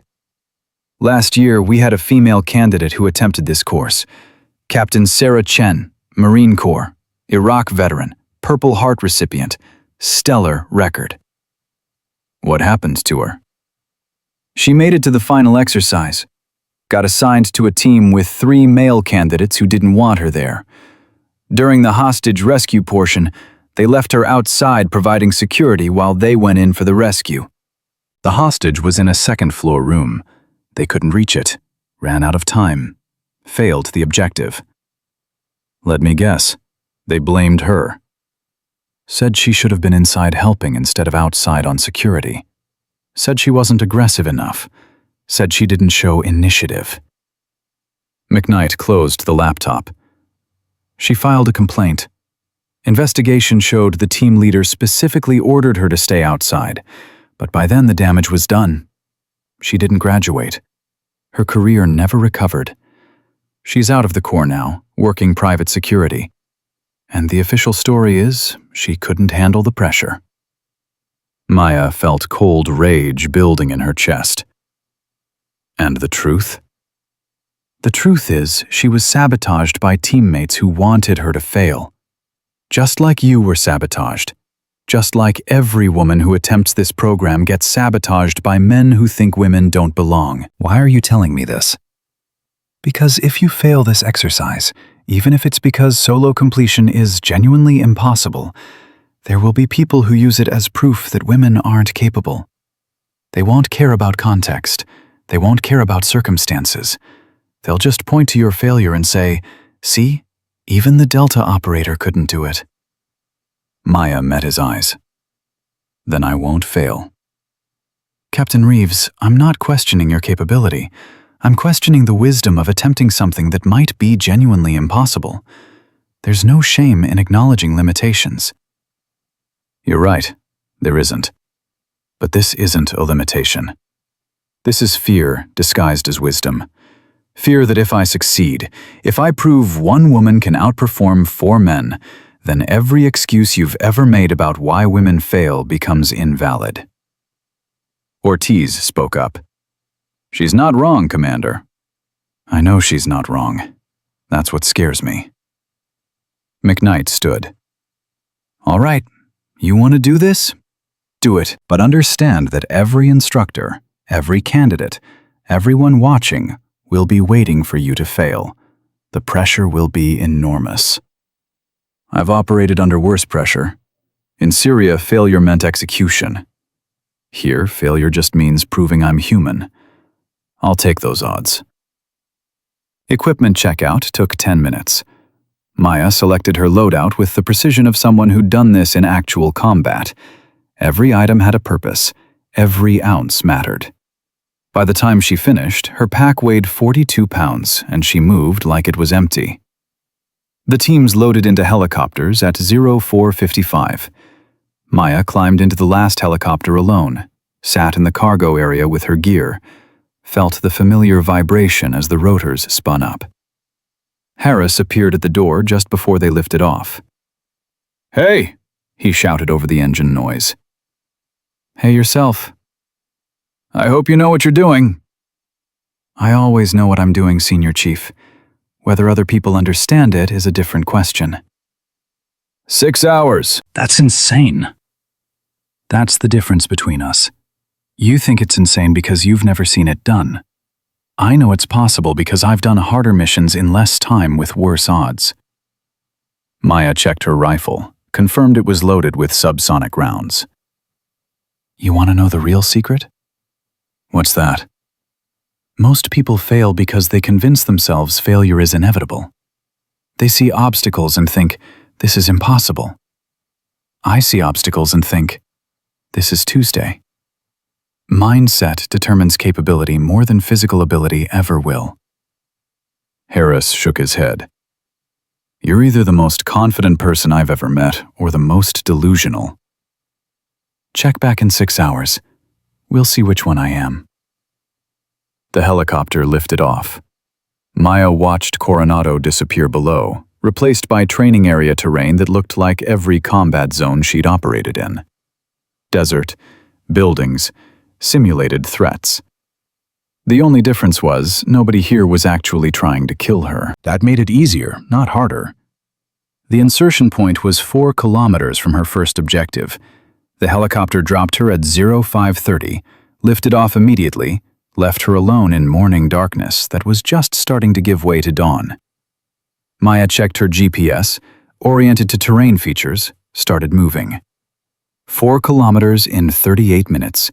She arrived at the first objective, a compound that supposedly held intelligence about enemy positions, at 6:08, 12 minutes ahead of schedule.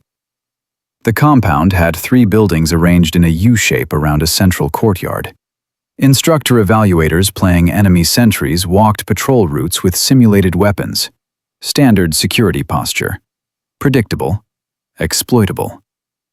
Maya watched from concealment for 6 minutes, timed the patrol routes, identified the pattern, found the gap. Entry came at 0614. She moved during a patrol rotation, slipped through the gap in coverage, reached the first building without triggering any alarms. The intelligence packet was hidden in a second-floor room behind a locked door. The lock took 18 seconds to pick.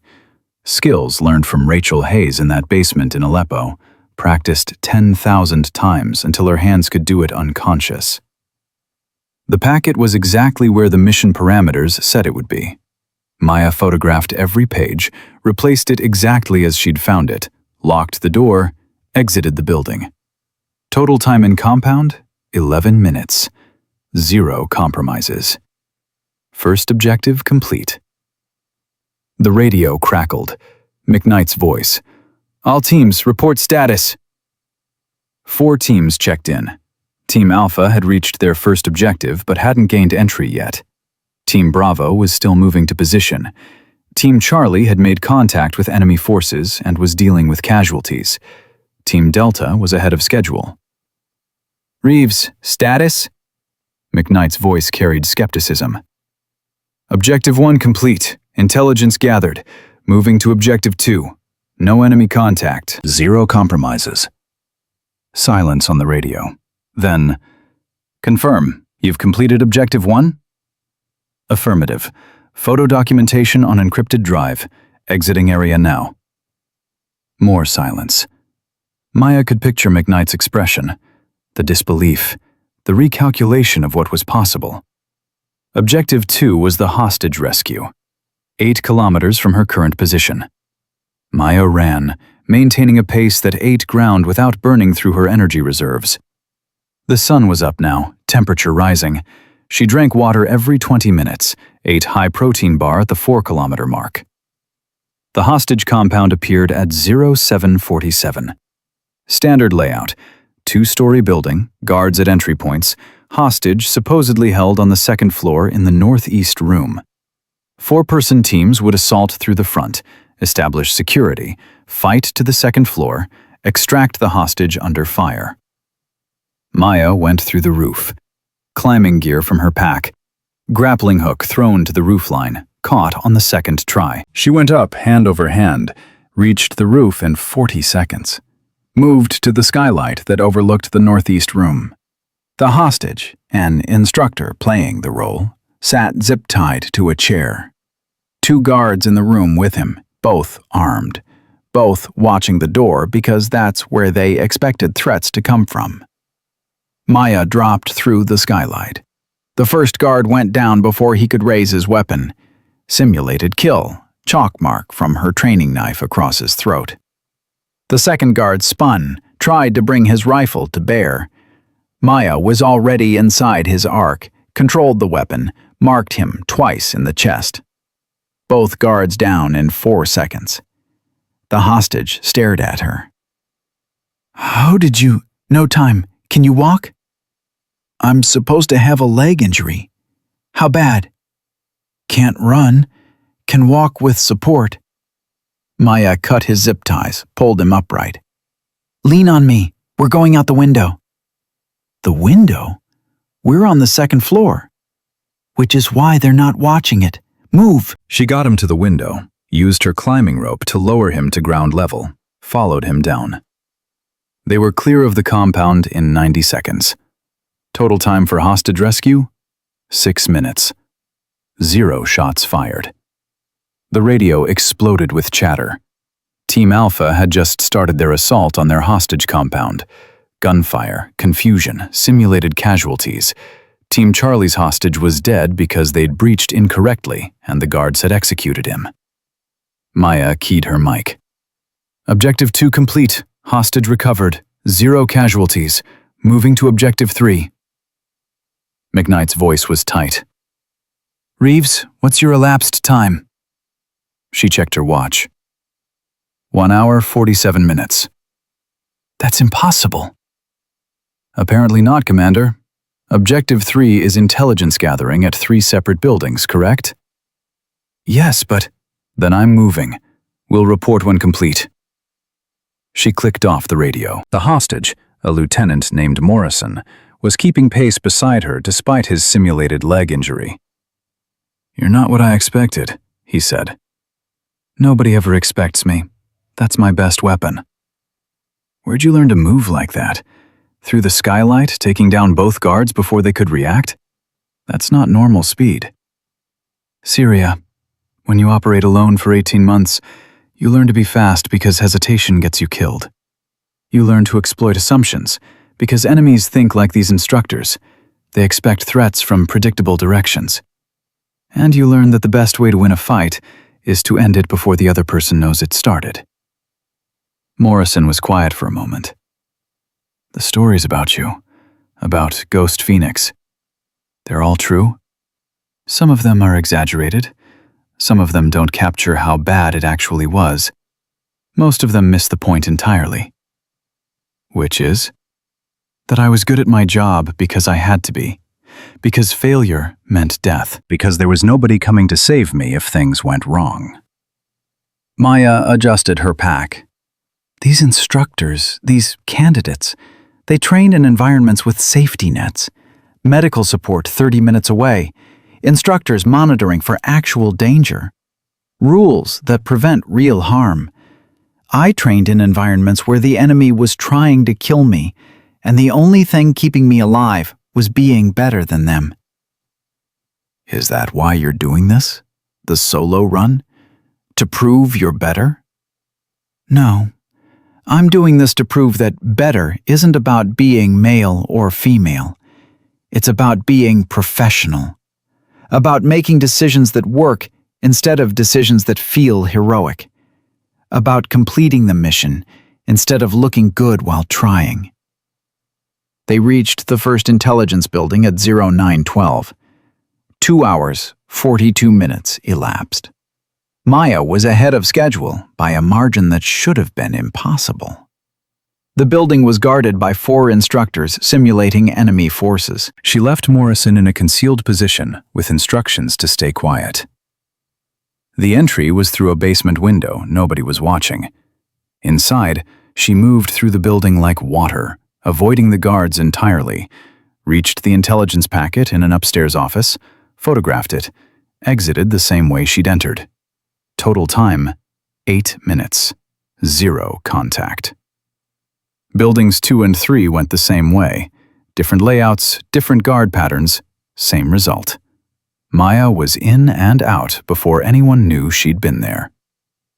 By 10:15 hours, she had all the required intelligence and was moving to the extraction point with Morrison. Total elapsed time, 4 hours, 45 minutes. She'd completed objectives that should have taken 12 hours in less than 5. The extraction point was another 3 kilometers away. They arrived at 10:47. The helicopter was scheduled to arrive at 1700, end of the 12-hour window. Maya radioed McKnight. All objectives complete. Standing by for extraction. The radio was silent for a long time. Then McKnight's voice, carefully controlled. Confirm all objectives complete? Affirmative. Intelligence from all 4 locations. Hostage recovered. 0 casualties. 0 compromises. Awaiting extraction. What's your elapsed time? 5 hours, 17 minutes. More silence. Maya could hear background noise through the radio. Voices. Someone swearing. Someone else saying something about checking the tracking data to confirm she'd actually completed everything. Finally, McKnight came back on. Reeves, stay at extraction point. I'm coming to you personally. We need to verify this before I believe it. Understood, sir. She settled in to wait. Morrison sat beside her, still processing what he'd witnessed. You know what's going to happen, right? He said. What's that? They're not going to believe you did this. They're going to look for evidence you cheated, cut corners, violated protocols. Because accepting that you completed this exercise in 5 hours means accepting that everything they believe about physical requirements and team size is wrong. I know. And you're okay with that? Maya thought about Rachel Hayes, about dying in a Baghdad street while pregnant with her 2nd child, about operations completed perfectly that disappeared into classified files, about being invisible while men took credit. I spent 18 months being invisible, doing work that saved hundreds of lives while getting 0 recognition. I'm done being invisible. If they want to accuse me of cheating, let them try. Every objective has photo documentation. Every movement was tracked by GPS. Every entry and exit was captured on thermal imaging because McKnight's been monitoring me since I launched. She looked at Morrison. I didn't complete this exercise to prove I could. I completed it to prove their limitations aren't universal. McKnight arrived at 12:15 in a helicopter with Ortiz and 2 other instructors. They brought tablets showing tracking data, timestamps, photo verification. They spent 40 minutes reviewing every piece of evidence. Finally, McKnight looked up from the tablet. This is legitimate. I told you it was. 5 hours, 17 minutes. Solo completion. All objectives achieved. 0 tactical errors on thermal review. 0 compromises. He set the tablet down. How? Training? Experience? Willingness to operate outside the doctrine you teach, because doctrine is written for average performers, not exceptional ones. Ortiz spoke up. The hostage rescue. You went through the roof. That's not part of standard training. Standard training assumes you have a 4-person team capable of frontal assault. I had myself and the knowledge that guards expect threats from doors, not skylights. So I adapted. The intelligence gathering. You avoided all contact. Never fired a shot. Most teams engage enemy forces. Most teams think combat is inevitable. I think combat is failure disguised as aggression. Every shot fired increases risk of compromise. Every engagement burns time. I chose speed and stealth over violence. It worked. McKnight was shaking his head slowly. Do you understand what you've done? Completed the exercise?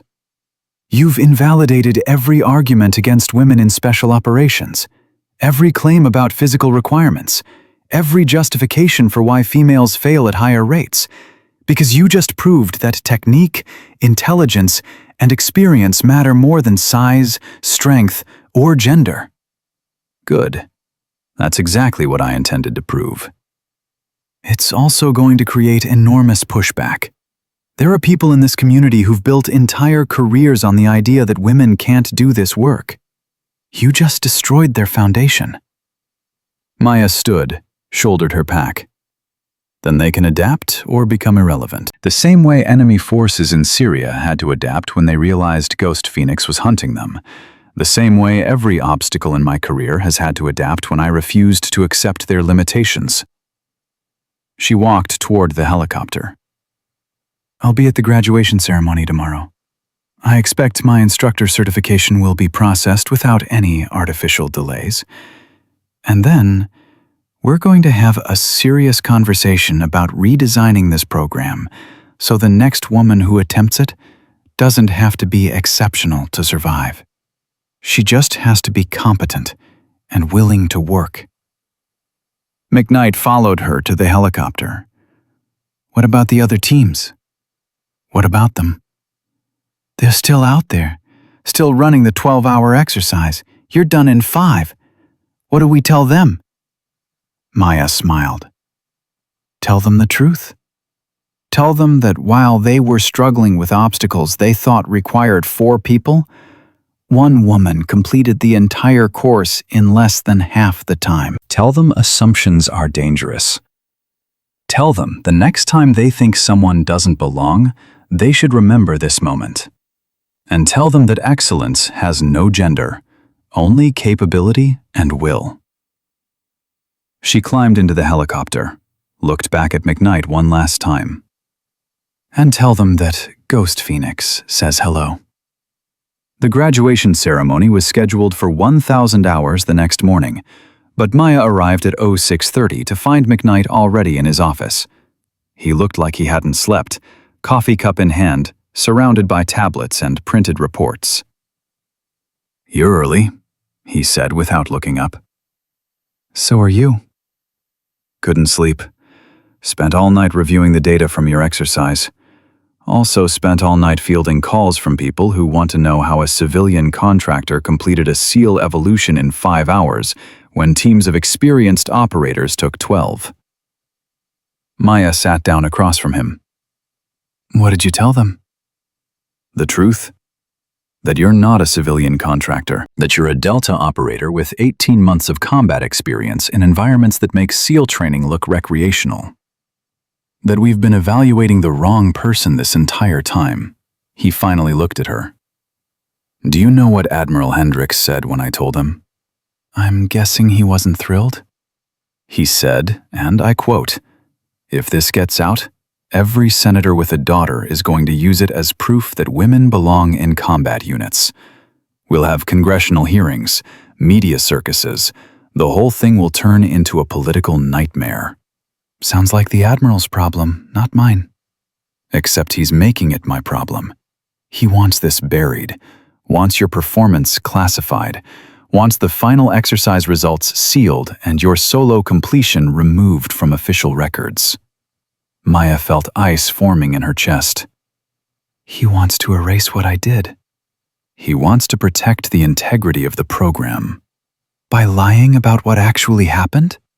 McKnight set his coffee down. I told him no. The ice melted slightly. You what? I told him that if he wanted to classify your performance, he could do it himself. But I wasn't going to lie in official reports about what you accomplished. I wasn't going to tell the other candidates that your 5-hour completion never happened.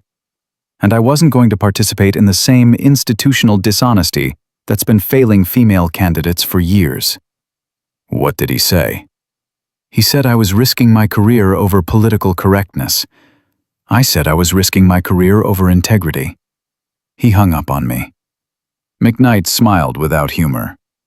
So I might be looking for a new job soon. Hope you're still interested in that consultant position, because I might need the reference. Maya leaned back in her chair. Why? Why risk your career for this? Because yesterday, I watched you do something I genuinely believed was impossible. And I realized that my belief it was impossible said more about my limitations than yours. He pulled up a video file on his laptop. Watch this. The video showed Team Alpha's hostage rescue. 4 operators, all male, all experienced. They assaulted the compound frontally, engaged in a 10-minute firefight, lost 1 simulated casualty, and barely extracted the hostage before time expired. Total elapsed time for that single objective? 43 minutes. Now watch yours, McKnight said. Maya's footage showed the roof approach, the skylight entry. 4 seconds of violence. 6 minutes total. Clean, efficient, no wasted motion.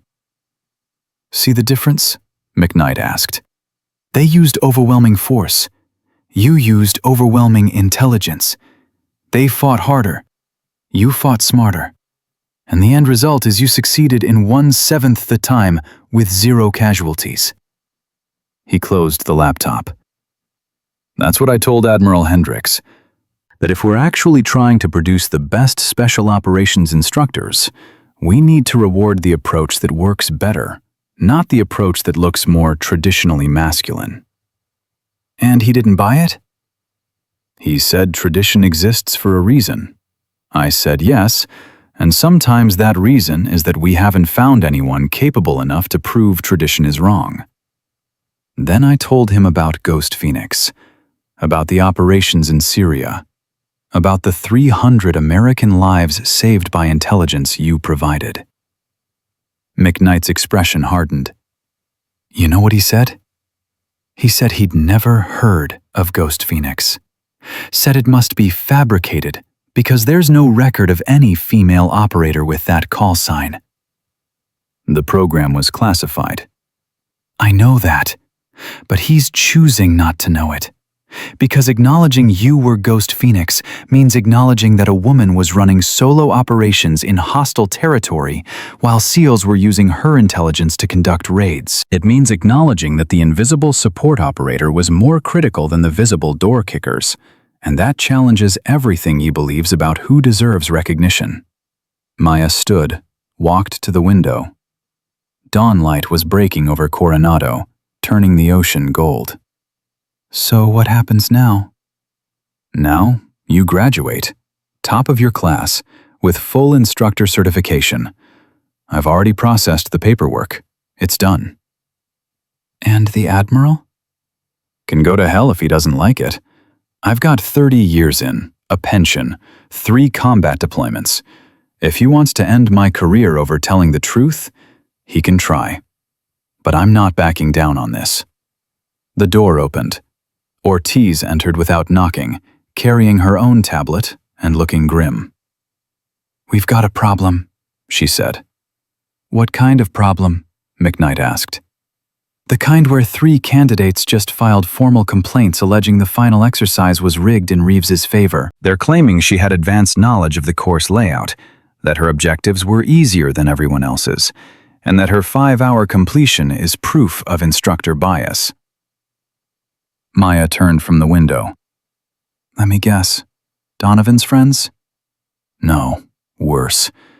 It's 3 candidates who weren't involved in the sabotage: Rodriguez, Davidson, and Chen. All solid performers, all credible witnesses, and they're making claims that sound reasonable to anyone who doesn't know your background. McKnight's jaw tightened. "What's their evidence?" They're pointing to the fact that you gave her non-standard equipment, that you allowed her to run solo when everyone else had teams, that you personally monitored her exercise when other teams only had standard oversight. They're building a narrative that you were helping her succeed to prove a political point. "That's bullshit," McKnight said flatly. "Is it?" Ortiz set her tablet down. "Look at it from their perspective.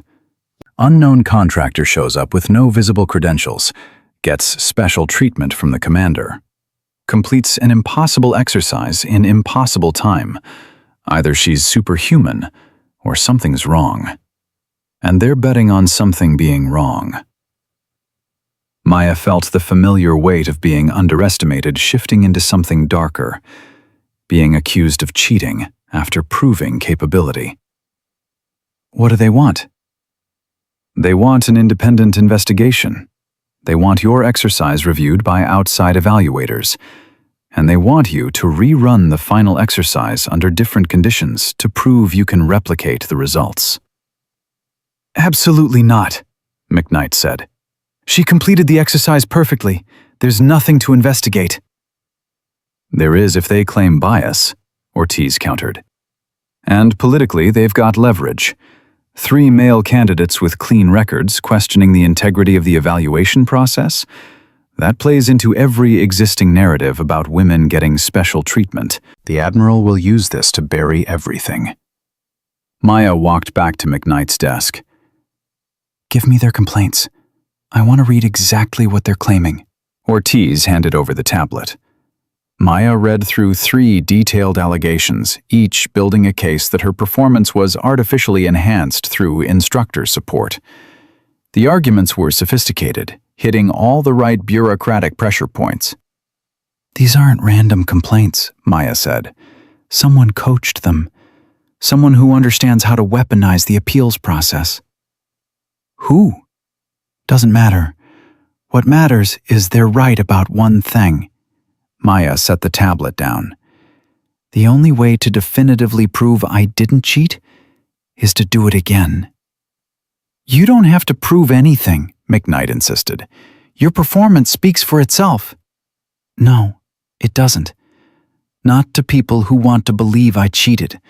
Not to the Admiral who wants this buried. Not to every future female candidate who will face the same accusations whenever she succeeds." Maya met his eyes. "I'll rerun the exercise.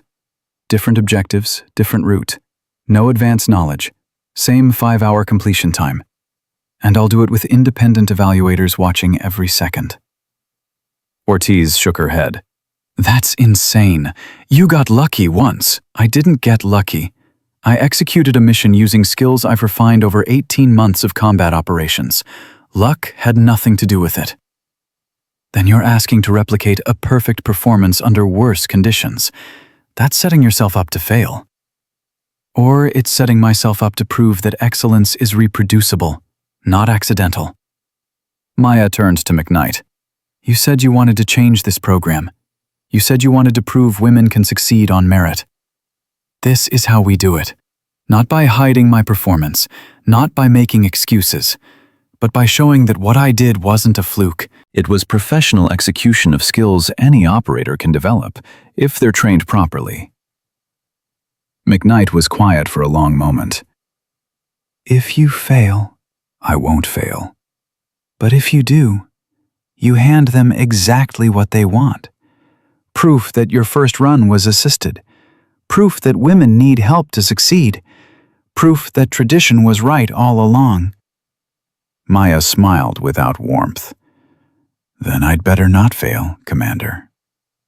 The rerun was scheduled for 1,400 hours that same day. Word spread through the base like wildfire.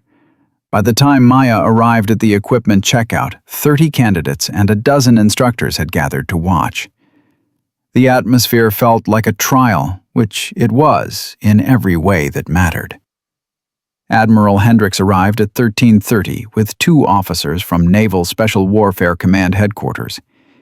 He didn't acknowledge Maya, just conferred quietly with McKnight and the independent evaluators who'd been brought in to monitor the exercise. Rodriguez approached her during equipment prep. Nothing personal, Reeves, but some things don't add up. Like what? Like completing in 5 hours what took our team 11. Like going through a hostage rescue without firing a shot. Like gathering intelligence from 4 buildings without any enemy contact. He crossed his arms.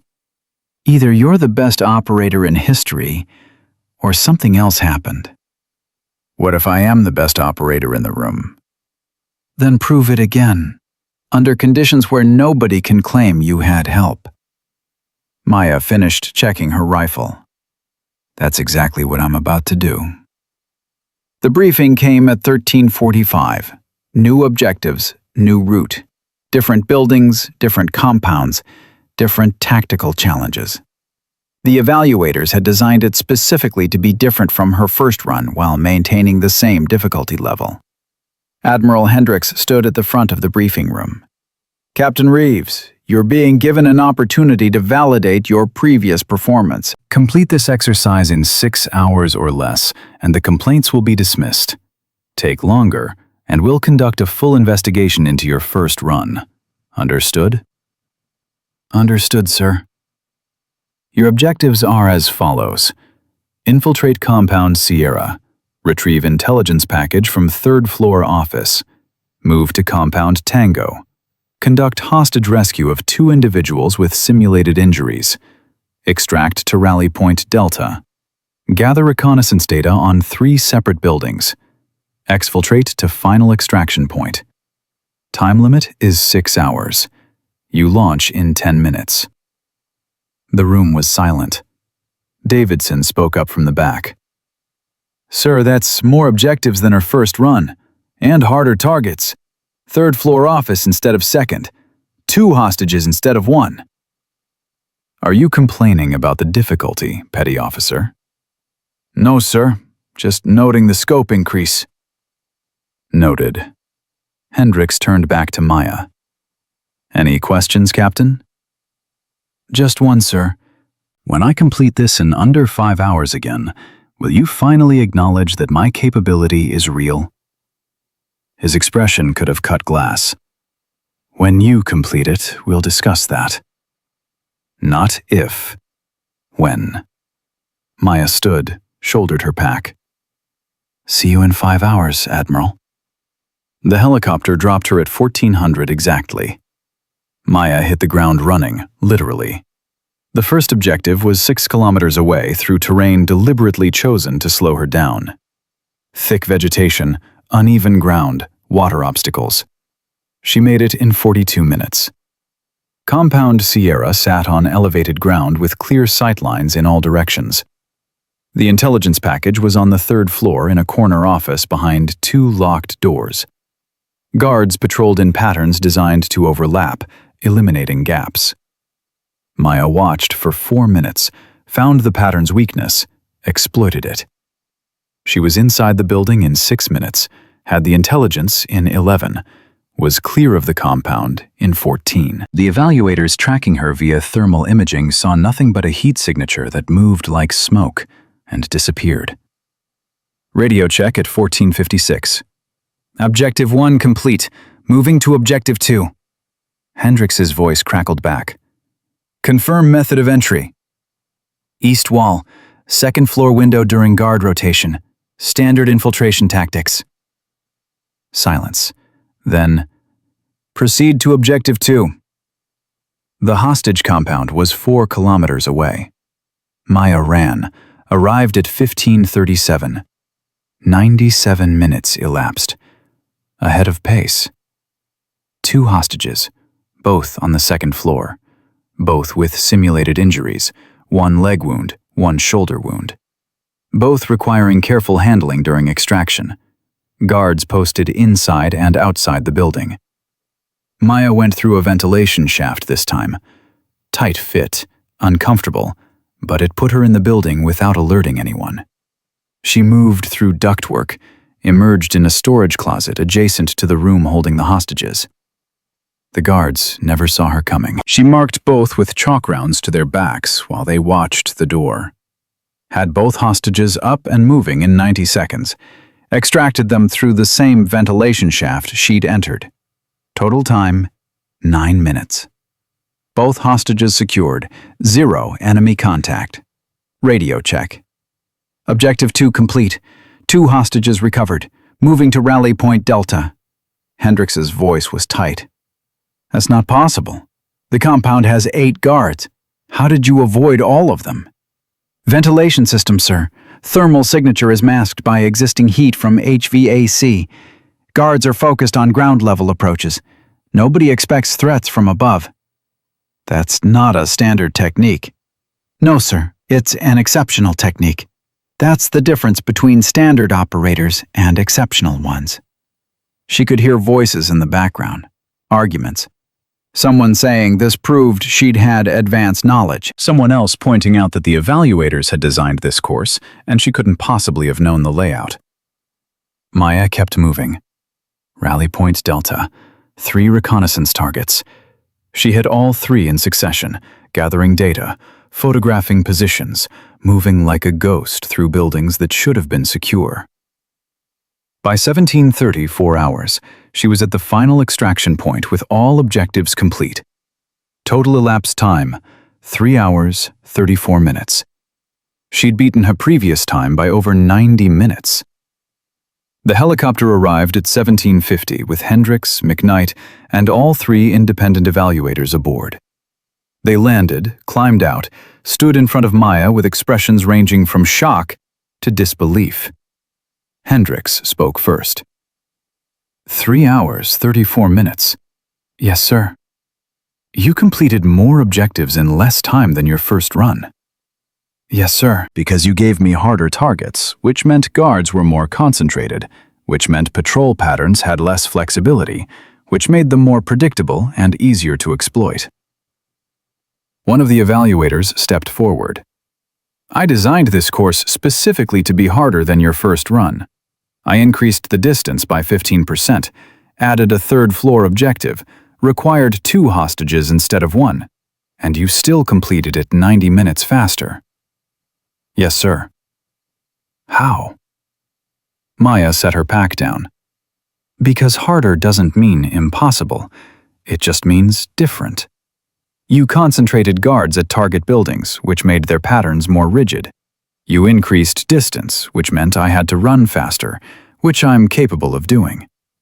You added complexity to hostage rescue, which forced me to use techniques I learned in Syria when extracting multiple casualties under fire. Every increase in difficulty was something I'd already solved in actual combat. Hendrix walked closer. You're telling me that 18 months in Syria prepared you for every possible tactical challenge we could design? No, sir. I'm telling you that 18 months operating alone in hostile territory prepared me to solve tactical challenges I'd never seen before. That's what exceptional operators do. We don't memorize solutions. We understand principles and apply them to novel situations. Rodriguez had arrived with the other candidates to watch the debriefing. He spoke up now. I owe you an apology. You don't owe me anything. Yeah, I do. I accused you of cheating because I couldn't imagine someone being that much better than me. But what you just did? That's not cheating. That's being on a completely different level. He turned to Hendricks. Sir, I withdraw my complaint. What Captain Reeves accomplished is legitimate.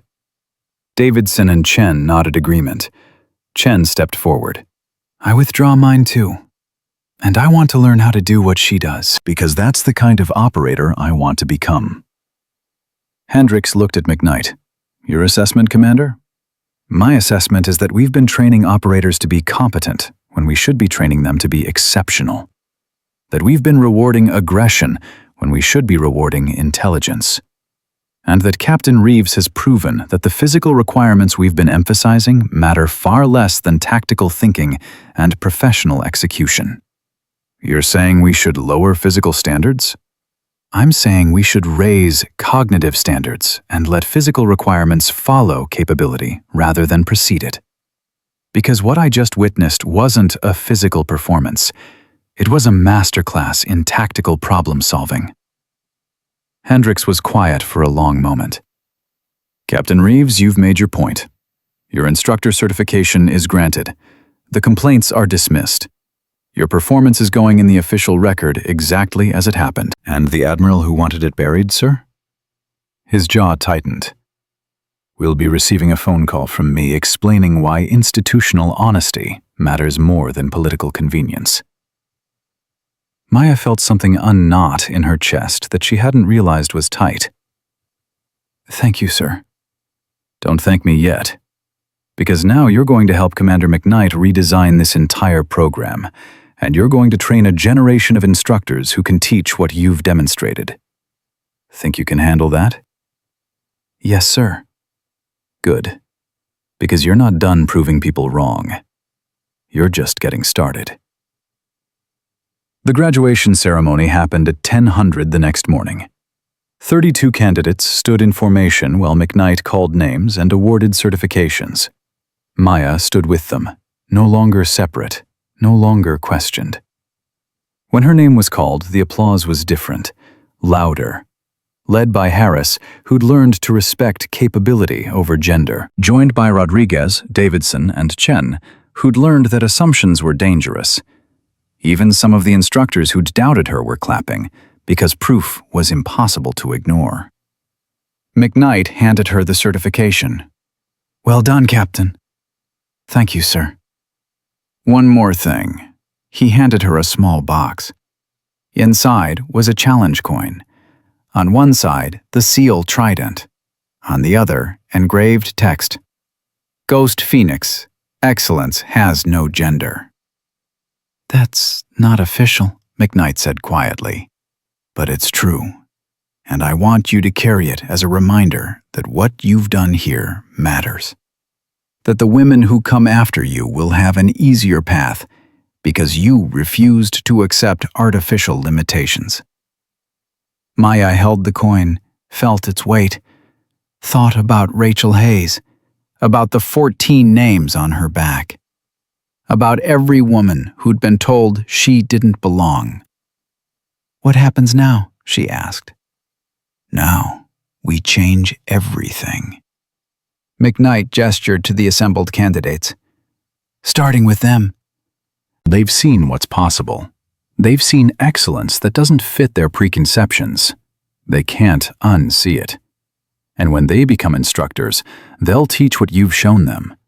That capability matters more than gender, that intelligence beats aggression, and that the best operators are the ones who challenge assumptions instead of accepting them. 6 months later, Maya stood in the same briefing room where she'd first been dismissed as a diversity hire.